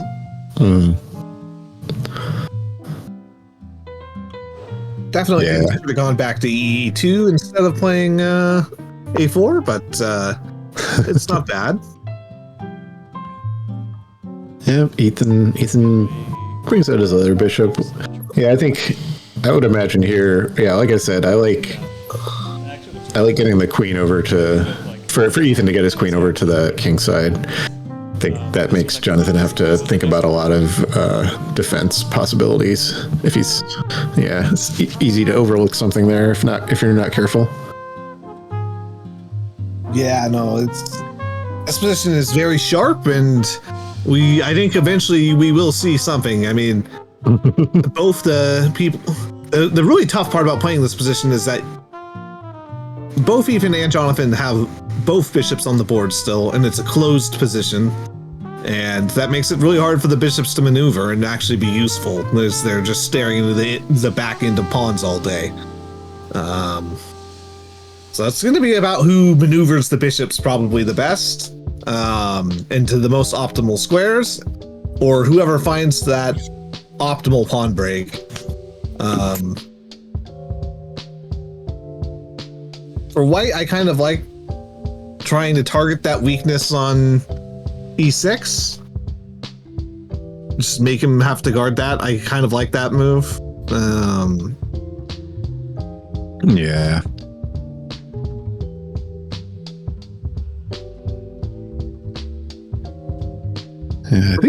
I generally like the position as it is. I think maybe trying to maneuver the queen long term over to the king side, like you've been talking about, maybe trying to stick it behind that dark squared bishop would be the dream. It might be too many moves, though. I'm not quite certain you have that kind of time. Yeah, I think there's some. Yeah, I don't know. I just like the idea of moving that over, and then I think you don't even have to necessarily force that bishop queen combination. You can also start pushing the pawns. I think they're really supported, and also if you have the queen behind them or the rook behind them, it's just slowly march down the board and just compress them into the corner, and it's gonna, I don't know, that's what I'd be looking at for sure. But yeah, his king is a little open right now, so if Jonathan can figure out a way to kind of maneuver around, get more pressure, maybe bring out his own queen. Like you said, that E6 pawn's a little weak right now. Probably need some sort of counterattack to keep Ethan from taking over. Speaking of attacking, it looks like Jonathan is currently attacking a delicious Free Magnets Brewing drink. I'm not quite sure which it is, but any drink from Free Magnets Brewing just absolutely tastes delicious. Kombucha from the cooler. Oh, kombucha. Oh, wow. It's local, yeah. It's the other and you can get fermented it at the drink. bar. So it's locally made kombucha. It's not made by Three Magnets, but it is made locally. There you go, Olympia kombucha. I'm not drinking anything. Ethan not drinking anything. I'm You not heard it there. drinking anything.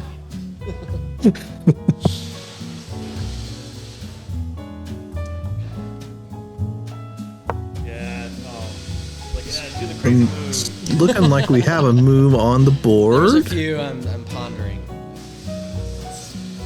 It's gonna carry on. We'll get that board back for you, don't worry. Was targeting that, and then we see the light squared bishop develop and hit the rook. White's rook. Now you have to decide where you're going to move the rook, and choose to move it to f2.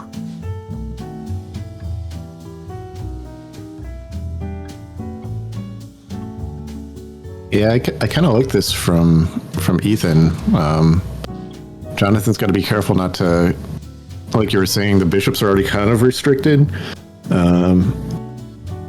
got to be careful not to box himself in with other moves as well. Yeah, no, and black's does need to be careful there. Now that pawn on e6 is hanging. So you have to find a way to defend that pawn here. I'm assuming maybe just a simple queen move, which I kind of want to see played anyways.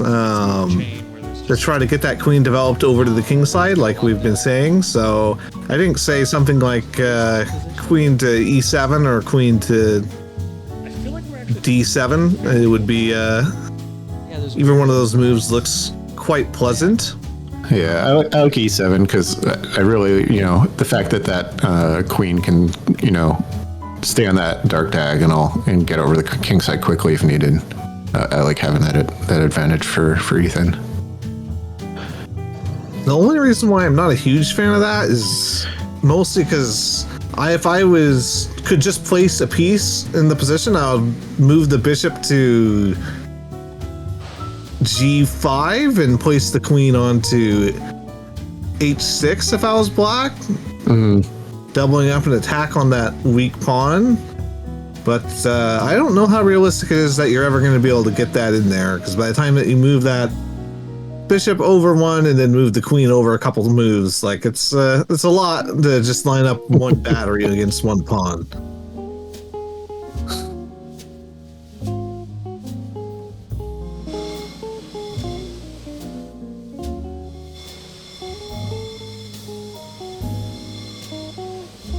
I do like that Ethan's taking some time to think on this move. I think it's a pretty key move in the position. Yeah, I feel like we had a lot of quick moves early on too, and it's kind of slowed down a little bit. I think the players are realizing it's kind of a key moments in the middle game here. And he does do the e7. So I think it's probably the most natural move. I think I would probably go for the other one, but that's just because I would be optimistic and be like, I want to attack this pawn that I know is a weakness. I actually think it probably is what the computer would say is probably best. Yeah, and computer's still looking pretty darn close to even here. Yeah, a minor advantage for black, but not enough one to where it significantly matters immensely. Yeah. Sometimes, these kinds of games feel to me sometimes like it's, not necessarily who makes the killer move, but who don't want to be the player who makes the mistake. Yeah, I fully agree with that. It'd be really tough not to make the mistake in these kind of positions too. You definitely want to be the aggressor, because it's much harder to sit there and defend and figure out how you're going to defend all of your pieces than it is to just be like, oh, I'm attacking two pieces with this move. And Ethan moves that queenside rook, so no long castle anymore. So it seems like Black King's probably going to be pretty open, I would imagine, for the rest of the game. Yeah, I'm not a huge fan, just from the standpoint of the light squared bishop is still on the board, and so is the other bishop. So if you get the wrong pawn breaks here, this could get really, really dangerous very quickly. But you do have control right now. Black is definitely in the driver's seat as far as the tempo goes and attacking, I would say. So as long as you can maintain that, I don't think there should be any real danger, but it does put you on the spot where if you make one bad move, it could spiral out of control very quickly. Yeah. What do you think of like A5 here? Do you think that's a viable option for Jonathan? A5.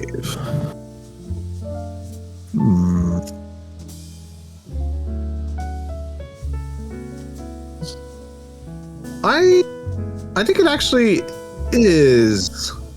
Because if you push the pawn just up, then you're really just blocking your own bishop in vision into their back line. So I actually kind of think A5 would have been quite good. Oh, now we have... Okay, so... Ethan pushes that C pawn, putting more pressure in the middle on that D pawn. Yeah, and I think that's an excellent move, because really, if you take it, you're doubling up another set of pawns and you're removing a defender from the pawn on E5. If you don't take it, then black can just push up one more and stick their pawn onto that C4 square and kick your bishop back to A2, which removes the defender on that pawn on A4. So I think White's kind of in a bit of a predicament here. I would almost just respond with your move from last time, A5. I think is what I would probably go for here. Just hitting that pawn on A5 and then pushing my bishop back to B2 if the push happens, and then with the idea of pushing it to A2 and then pushing it to B1 and attacking that weak pawn on that weak pawn on A5 along inside the same line as that bishop and the pawn on A7. I like that 3-piece stack, but that's kind of a tough move to spot because you gotta sack the pawn initially, and it kind of gets really funky. Oh yeah, A5, nice. Yeah, I like this. Some really good pawn interplay here on the queen side. It's always nice to see these positions where you get a lot of tension built up, and yeah. Oh, okay. Attacks the rook. I do like that move. Yeah. That was quite good move. That bishop is going to be very annoying for Jonathan for I think he's going to have to might need a couple moves to just try and get his bishop in a position where he can attack it back, or else it's going to be sitting there in his face for the rest of the game probably. And you have to move this rook back to F2, really. It's the only reasonable square, because if you move it to D2, you just get the fork with the bishop E3 on. Yeah. And that's never feels good, because that's exactly where that rook used to be. So you gotta recognize that something's gone wrong in the position and go back to where you once were, which is never a fun move, and chooses to... Oh, he checks. Okay. Which is a bad move, because the bishop is also guarding backwards on B5. Tough to spot, though, and you see the king just move, and now I think you're okay. And just move back to F2. Once again, rook to F2 here is fine, and you're doing okay. Still definitely worse positionally, but not losing by any stretch of the imagination. Oh, actually, I think if you move the rook to F2 and you take the pawn, you might actually have a sack idea by taking the bishop on C1 with the rook and then pinning the rook to the king by taking on the E3. Oh, if you do the C and D pawn trades, is that what you're talking about? Yeah. Yeah. Depending on which pawn takes. And if the other pawn takes, and then you have generated yourself a passed pawn, which is always good. So I think black's position is quite pleasant now when I spotted that, because I did not see that sack initially. Yeah, I think black is clear cut better here. Yeah, I mean, I don't know. Even if they don't do that pawn trade, the B5 attacking the bishop, and then C4 after that, putting a second defender on the bishop. Even if he pulls the bishop back to C2, Ethan could then just, if he chooses to trade after that, Ethan can then just take back with a passed pawn. But he trades. And we'll see if we get the right pawn take here. It needs to be this pawn on the E file taking it. If it's not, then I think you're in for a load of trouble.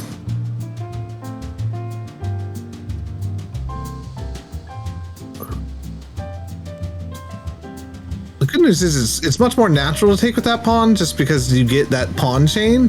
Mm-hmm.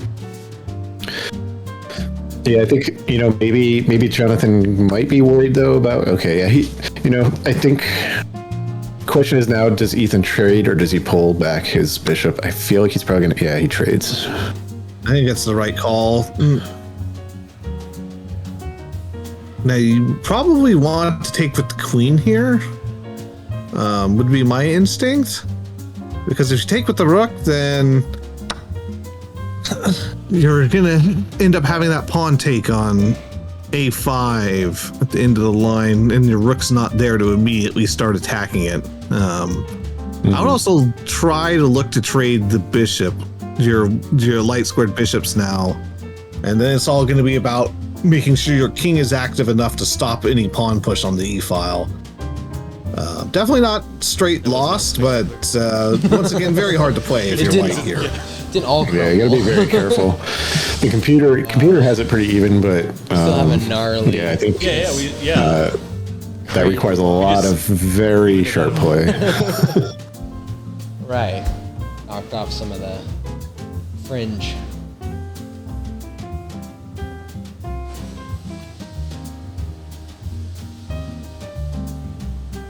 Ethan on the clock now. Oh, go ahead, Wyatt.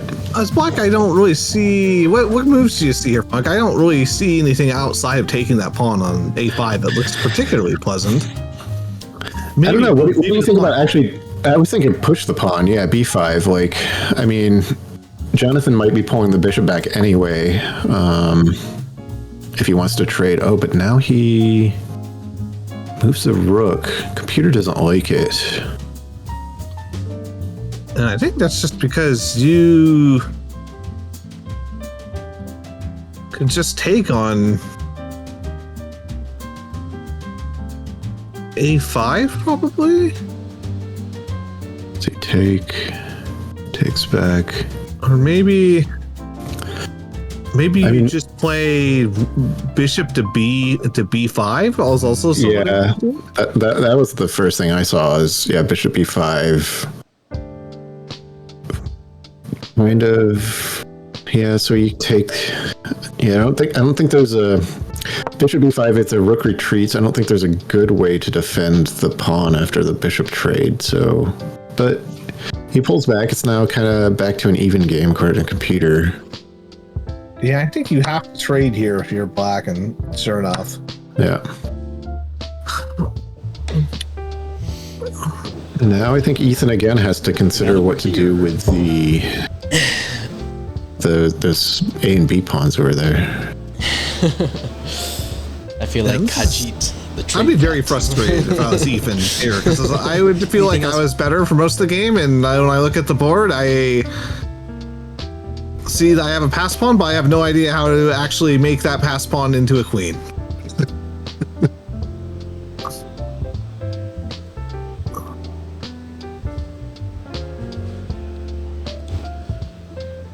And if you're not careful, white can get their own pass pawn here on the queen side pretty quickly here if you're not too careful. So it's definitely a double-edged game still. You got this nice pawn chain from white and a nice pawn chain for black. Definitely still probably slightly favor black, but now that the bishops are off the board, it's going to be significantly harder to convert this. Mm-hmm.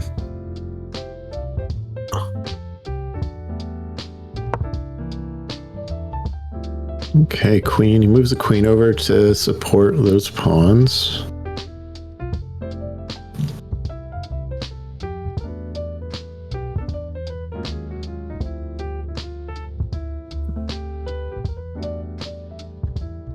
It's already on chess.com.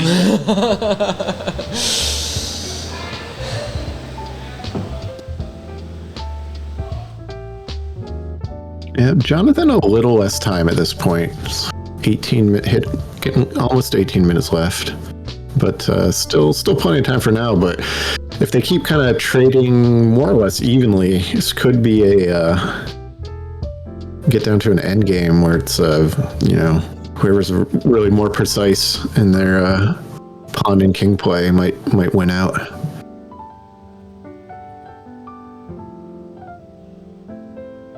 Yeah, I think you're right about that. I'm not 100% certain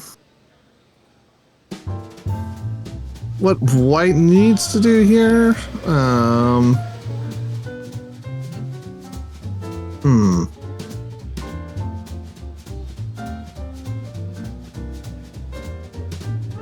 What do we think about b3 hitting the rook? You know, I was looking at that, but I think what I was considering right now is like, I wonder if Jonathan can do something like queen b3. So Ethan's going to have to protect his rook somehow. Maybe that doesn't work if he doubles up the rooks. Yeah, maybe the pawn b3 push might be the way to go. I think that. Yeah, that might be the best way to kind of gain the tempo. I think he can keep tempo after that. Yeah, because like you were saying, I think right now Jonathan, I feel, wants to kind of get into a position where he can start pushing that D pawn, at least with a little support to try and, like you said, create that pass pawn kind of on the other end. So he's got a similar threat to what Ethan has with that E pawn. But it's not easy to do. They're not in a mirrored position, but they kind of they can kind of respond to each other in a bit of an equal fashion. Yeah, and everything to really watch here is the clock, and Jonathan's really starting to get significantly lower on time than Ethan is, which is just another thing of a position that does not show up on the board, but in these kind of positions may really matter.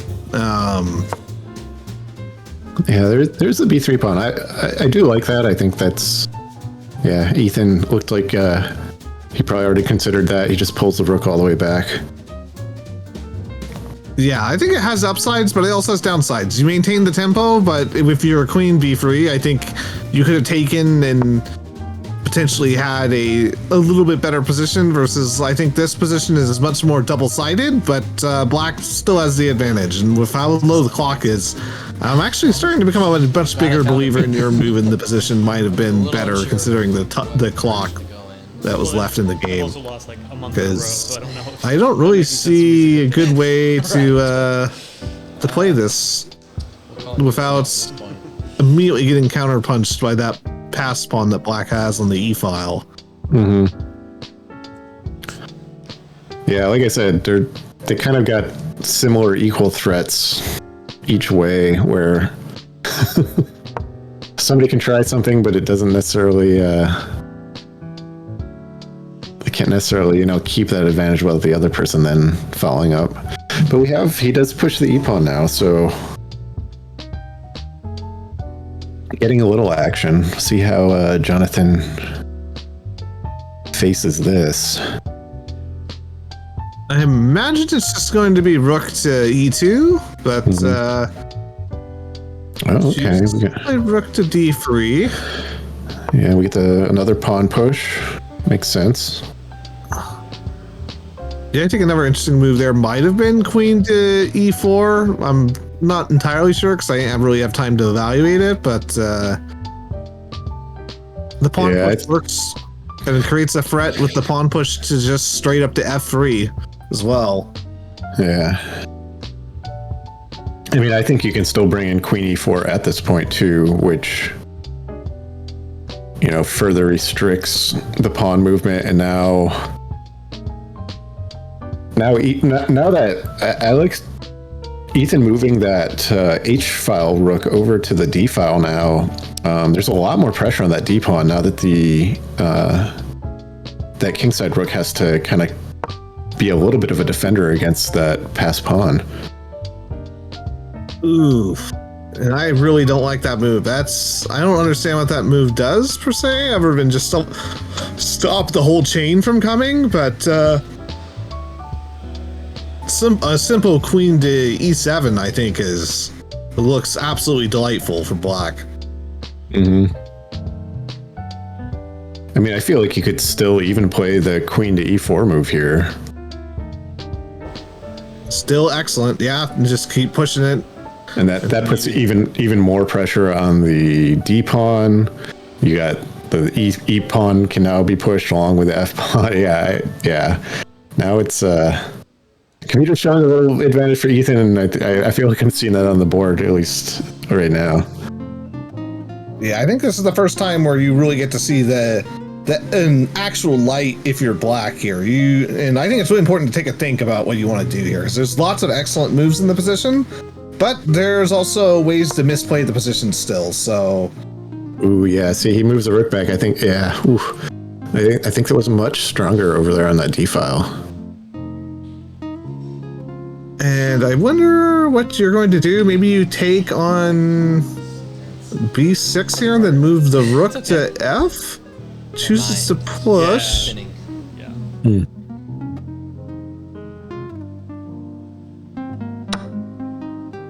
Ethan quickly takes. I think he has to there.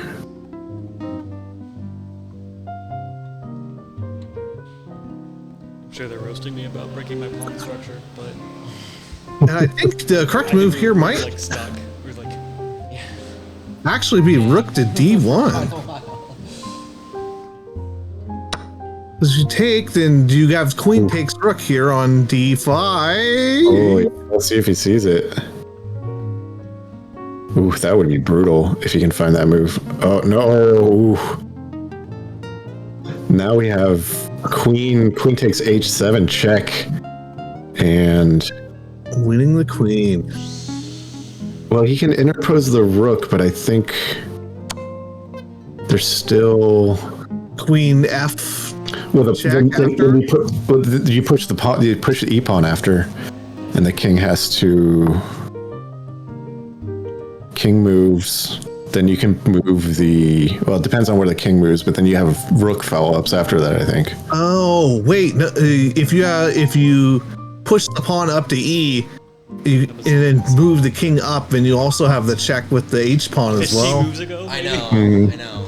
And there's been on both ends bishops. If you move back, it's been one of those like. You still have that Call of Duty check having on like a sniper battle. And then you're advancing your pass one. Yeah. The absolutely wild position on the board now. Yeah.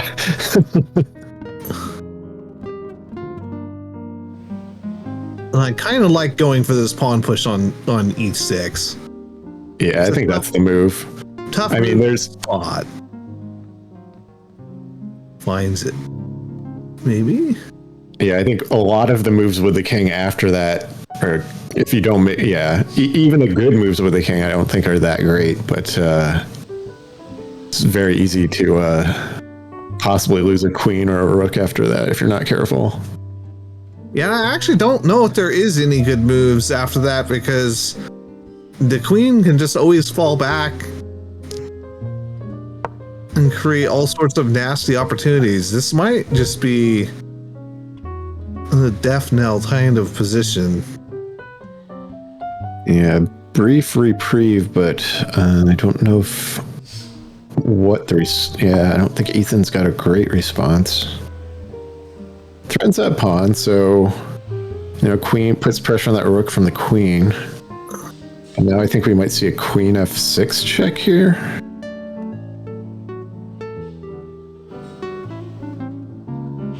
You still gotta be a little bit careful, because if you mess around and don't go for checkmate here, if you're white, black does have the pawn take on the H file with their pawn, and if that rook ever moves, then you're threatening mate in one. So, yeah, excellent move though on the board.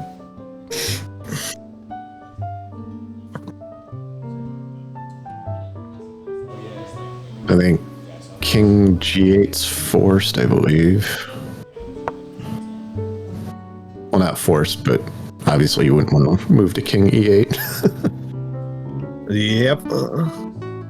And I think that this is going to be very problematic very quickly.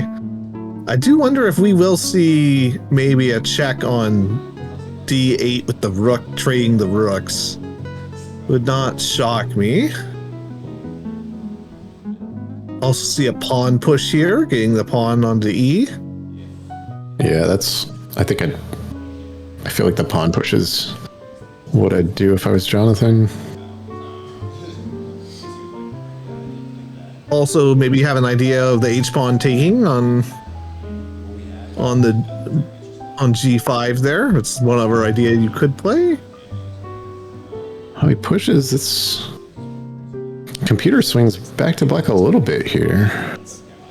Yeah, and I think that's just because now you might be able to get this rook to really hit the queen, or maybe move the queen in front of the queen, go for this queen trade, maybe. Yeah. And if your king got close to the pawn, it's going to be significantly harder to just immediately convert that with the rook on the G file. So I think this queen trade might be what the computer's seeing, that it's like, yeah, it's still white, but it's significantly harder to convert.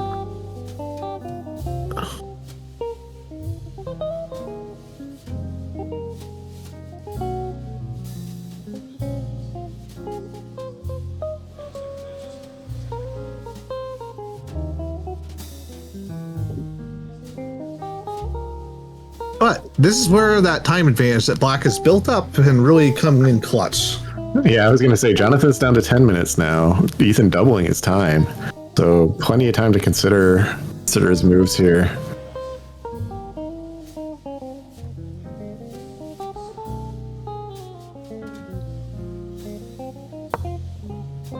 Yeah, so he offers the queen trade.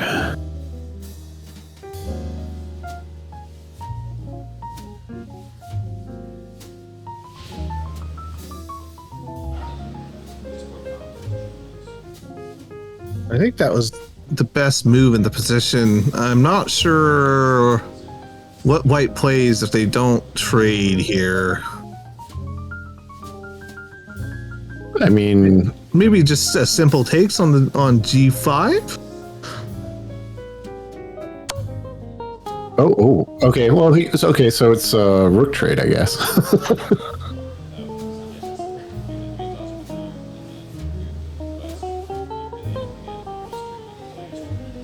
And I think Ethan has to take here. Yep, and take. See if Ethan interposes with the queen again, maybe. Yeah, and I have no idea what's happening in this position. Computer has it even, so. Yeah. There's so many passed pawns for black that are just so far pushed forward. Yeah, I feel like if you just looked at this position for the first time, you might think the board was backwards, where there's more black pawns behind some of the white pawns in some cases. Yeah, this is very interesting. Maybe just a simple. I think do you take the C pawn here? I think so. I think you do. It makes it to where that pawn is then isolated and significantly easier to grab at some point. Yeah, because after that, white's only got isolated pawns or doubled pawns. Yeah, it's a lot to think about though, because you do got to kind of worry about these two pawns that are in your face here on the F and the E file. It's a very tough position to calculate. You're white, and for black, I think it's more about you just don't want to let white get out of this, which I think you may have already halved in some ways.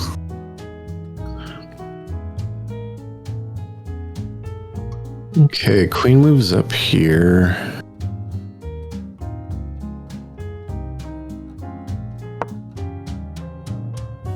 Wait, okay, so offers a queen trade. Which I don't think you have to take, but I'm nervous. Maybe you do? No, takes the pawn. It's probably the right move. Yeah, that does Trade look on your pretty own good. terms. Yeah. There's queens off the board. The engine still has not a draw anymore, but I think I would rather be black here, but it's still not particularly easy. You have a massive pawn majority on the queen side of the board for white, and the king is much closer to these pawns on the king side. Your king is a little bit further away, so it's going to be very hard to convert that immediately. Mm-hmm. Pushes.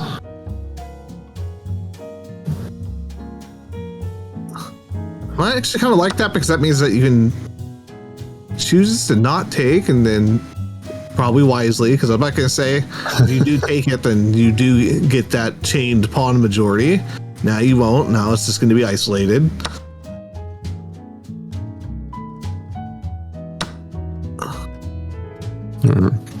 Gets rid of that threat there. And I think the proper move here is king to f1, but I'm not entirely certain. Maybe you're still okay even if you push after king to f2. Ooh, this is an excellent move. I didn't even think about it. Looking for to force the trade and then gain a queen. I like it.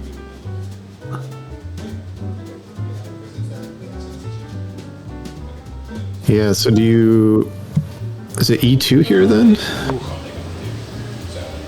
I press the rook, press the king. He's like, oh no. I think. Yeah. That's actually I like Jonathan's response there. Yeah, you don't have to take. Yeah, you can just leave it there. The pawn's still defended.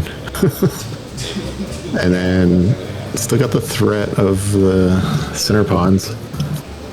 Yeah, I think you do actually have to play king f1 here. And it is played. Some excellent in-game play coming out towards the end of this game. Mm-hmm.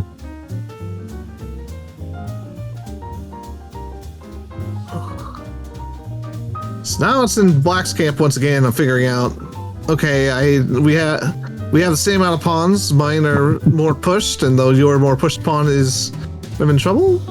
Oh, we have a computer does not like that.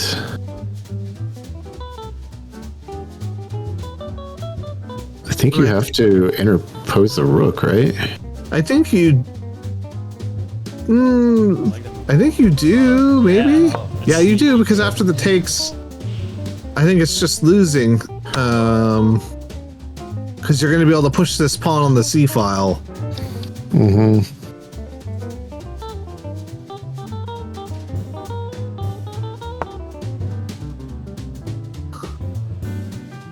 Yeah, very interesting. Too.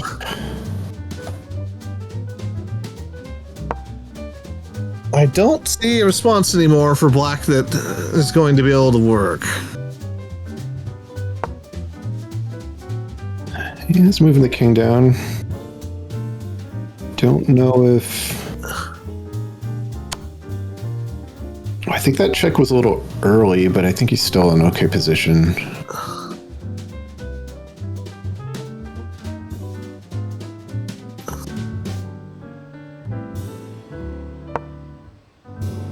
Ooh. Ooh. And this is a dead draw still. Yeah. Finds the right move. Yeah, well done by Ethan.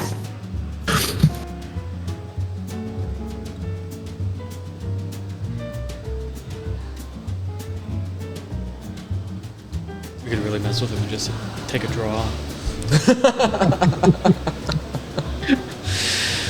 Little do the players know that right now this is a theoretical draw. I feel like eventually it's just gonna be like king rook. I mean, okay, you know, offering a draw is completely valid in this position, I think, if for either player. It is, and you might want to do it if you're white, because you are down on time. Yeah. Closing in on the 5-minute mark here. now that you've gotten this position as black, with as much time as you're up, I would definitely think about not taking it, but that pass pawn on C is also looking very dangerous. Both players definitely could still lose here. Rooking games are really tough. But as black, you gotta kind of feel good because you got those 2 pawns in a chain versus, all white's pawns are just flopping around like dying fish. Thanks. Let's see.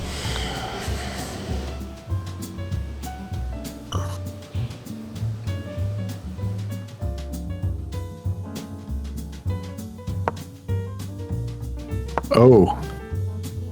No. Doesn't see the right idea.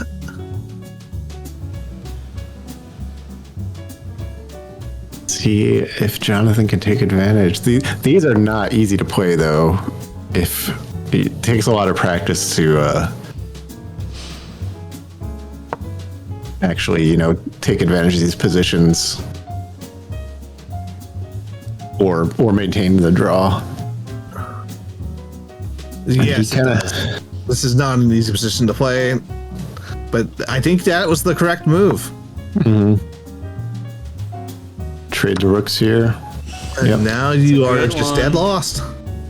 Good one. That should be close. Jonathan, wow, that was Did I? not easy to do. Yeah, sorry. We're moving too fast now. Oh, I see. Let's make sure. Yes. Yeah. Making sure the physical board matches the chess.com game that they've been playing. Now Ethan. Curious, why there? I'm just curious strategy-wise, because I'm just going to keep it on the king. Because I just want to keep you in check and block you. Yeah, I want to block you from getting away. too far over. Yeah. That makes sense. I think this black here just trying to scoop up a pawn here and then maybe play for that good old stalemate. Yep. I think now you just push the pawn, right? You make him address that. Yeah, it's just too bad your king is on C3, otherwise this would be looking significantly more dangerous. Yep, good check. I'm pretty confident Jonathan knows how to win with a king-queen endgame. What does it say mate 8? Yeah, it's... Does it say mate 8? It'll be pretty hard to stalemate in I'm this being position too, because I'm being asked what the forced mate number is right now by one of the players. Yeah, I'm going to resign. You're on the resign button. It's up to you, yeah. Trying to get a little computer analysis players there. hey, you take what you can get. But, we have a resignation. There we go. I think Ethan realizes. Hey, one more, man. That was Yeah, that was excellent. great. Wow. Jeez. Yeah, see, I'm losing, My but brain. they're not bad. That was really good. Other than the Doug game, Yeah. these aren't bad games. Yeah. I would have to go through and look at where. I think the one. There was something here. I just got an award. I don't know what that is. Oh, good job. Good job for losing. Oh, we didn't. Yeah, me struggle. Look at that though. Struggle bus. You still won though. Players looking at the game review, I think, right now. Yeah, and I'd be curious to see what the accuracy numbers are for this game. So there was some things missed, but in general, it was a very well played game. Yeah. I believe we're gonna get Ethan on the get the headset there. Someone. Oh, there we go. Ethan, How's it go? How's it going? That's allowed. good. How are you? I believe this is your first on-stream game this season. Yeah, I don't live in Olympia. So Oh, okay. You need me closer? There we go. Yeah, I don't live in Yeah. Olympia, so yeah. Well, it was fun to see on. It was a fascinating game. We got Wyatt here too. We were just talking about the the positions you guys got into, where there was a lot to consider in a lot of those. I think at times it was just almost a dead draw, but keeping that draw advantage was hard. How did you, how did you approach the end game there? Like, what was your thoughts on what you were trying to do and maneuver there? Literally one move ahead. Like, I wish I could say I had a good strategy, but Jonathan and I, whenever we play, we're very like tight in games, and so it usually just comes down to like one or two moves maybe. And I just looked at the games, like the game score, and it was like just a nice oscillation all the way until it was like full white. So it was, especially when I'm playing black against Jonathan, it's like play defensive, get a good structure going that makes it hard to break. And I knew he had a queen sniper along my pawn line that he just maintained for a really long time, and finally the avenue opened. And I think that might have been the move that broke it open, but all in all, it was a fun game, good game. And we were talking like, we're like dead draw for the majority of that move until finally he got up one pawn, and that was all the difference was. We got Wyatt. Wyatt, did you have some questions for Ethan here? Yeah, you got up on the clock about through the middle game by a pretty substantial margin. I think it was at one point getting close to 10 minutes. Yeah. Was that like something that you were looking to do in the game, or is that just something that kind of just happened naturally as the game took place? I'm naturally a pretty fast mover, which is pretty bad. Sometimes it's been a strategy in some of the games where it's just like I'm going to move within 5 to 10 seconds when I have a turn, and kind of pre-move if everything goes according to plan. And sometimes you'll see when I get those pre-moves, I'll like just move pretty quickly. It's when I don't anticipate what the opponent's going to do that makes me have to like stop and rewind, like go back, do what I need to do again. But I do like the added pressure that it puts on an opponent where they know I don't have time. And even the end game right there where we're doing like 3 pawns, a rook, and a king is like, I've got 10 more minutes than he does, and if we keep dancing around it, the advantage is going to be mine. But I don't think I'm at the state where I can really start taking advantage of that yet. Yeah. Well, so this being one of your, the first on-stream game this season, do you find anything different when you're playing across the physical board, or I don't. Just kind of like, it's the same game. I really don't look at the board like at all. I'm so used to playing on my phone like the entire time that I'm playing, and I'm noticing like I'm sitting in front of this beautiful board, and I'm just like looking at my phone the whole time, like analyzing what's happening on the phone. I'm just like, I'll just for pretense look at the board and act like I like am analyzing that. No, it was I've watched like I haven't probably played on an actual chessboard since I was like a kid. So it's fun, but I'm also fiddly, and I like wanted every piece dead center. I wanted every piece like perfectly straight, and so I'm like trying to like fight myself from like just making that small adjustment to get like that pawn in that perfect spot. But no, it was good. I liked it. Good stuff. I was joking. It's a big board, and so it just makes us look small, and so like it slims me down, so I don't mind it. It is a regulation 21-inch board. It seems I was saying it's a 12-inch board, and we're just really tall people.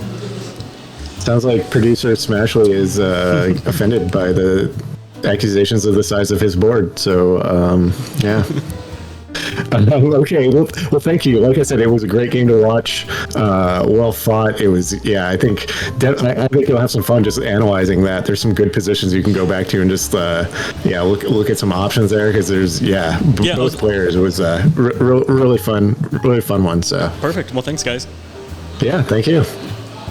And I believe we're going to talk to Jonathan, our victor now. Jonathan, congratulations! Thank you. It looked like a tough one. That was a fight. Wow. Yeah, great job, man. Great game. So, we were talking, Wyatt and I were talking, a lot of times there was, the advantage was going back and forth a little bit for a long periods of time. It was actually kind of just like a dead draw. Really? We were talking about that. Play. Yeah. And we heard like you guys talking about draw mentioned, once. Did you consider just offering a draw and ending it there, or did you feel like you could keep playing it out? Because since you had a little bit lower time, I didn't know if maybe that might have been a bigger consideration. Right. No, I did hear draw at the end. I think it was offered to me, and I saw the time. I felt the pressure. I wanted to take the draw, to be honest, but I knew I was up positionally, so I thought I made a safe move and moved my rook over, and I just wanted to see what he would do next. And then a couple moves later, I think I found the mate. So I'm glad I didn't take the draw. Yeah. I was feeling time crunch because I think I had like 4 minutes left. Yeah, so towards the end, it was just a little under 5. Yeah. We got Wyatt here too. Wyatt, questions, comments for our winner, Jonathan. Yeah, it's like you were underneath quite a bit of pressure at the beginning, where Black had that pass pawn up in your face for pretty much the entirety of the game. Yeah. And I think you stayed very calm and collected with that much pressure in your face. I think your time usage was actually pretty good. I think you thought in the moments that really mattered and found a lot of really good moves throughout the game. But is there like a way that you normally deal with when the pawns are that far pushed up at the beginning and that big of a pawn chain? And what was going through your head after that Black had that much additional pressure up into your face on the king side? Yeah, that I'm used to those shapes because I've been playing the Stonewall for a while now, and that will happen to me in my games. And so when I'm playing the Stonewall like that, I just write it out because I know the lines that I'm trying to go for, or like the angles and I felt the pressure though, and I think all I was thinking about was not making the one wrong move to open that up, and then all of a sudden he has another queen and that pawn advances or really messes up the structure that I started with. So I would have to go back and like look at the game and see what I was, what I might do differently next time, but. Yeah, well, yeah, I mean, that was, like I said, fun to watch. Wyatt and I had a great time, going through as you guys were playing. Did you see the crate? We were talking each other, the diagonal, the pawn structure was at that diagonal almost across the board for a long time. Right in the middle. It was really locked up. Yeah, no, there was a lot of tension. I think, just kept building and building. The position wasn't mirrored, but you guys were kind of equal threats back and forth. So it was fun watching that kind of maneuvering, that tension hold between you two. I felt like we were sniping each other, like snipers, because of that. The horses got out early, and the bishops and the queens were just kind of peeking at each other.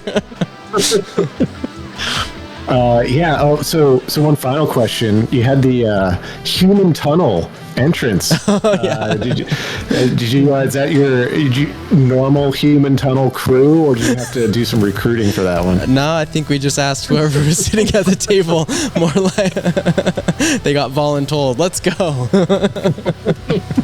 Well, great entrance. It was fun to watch. Good.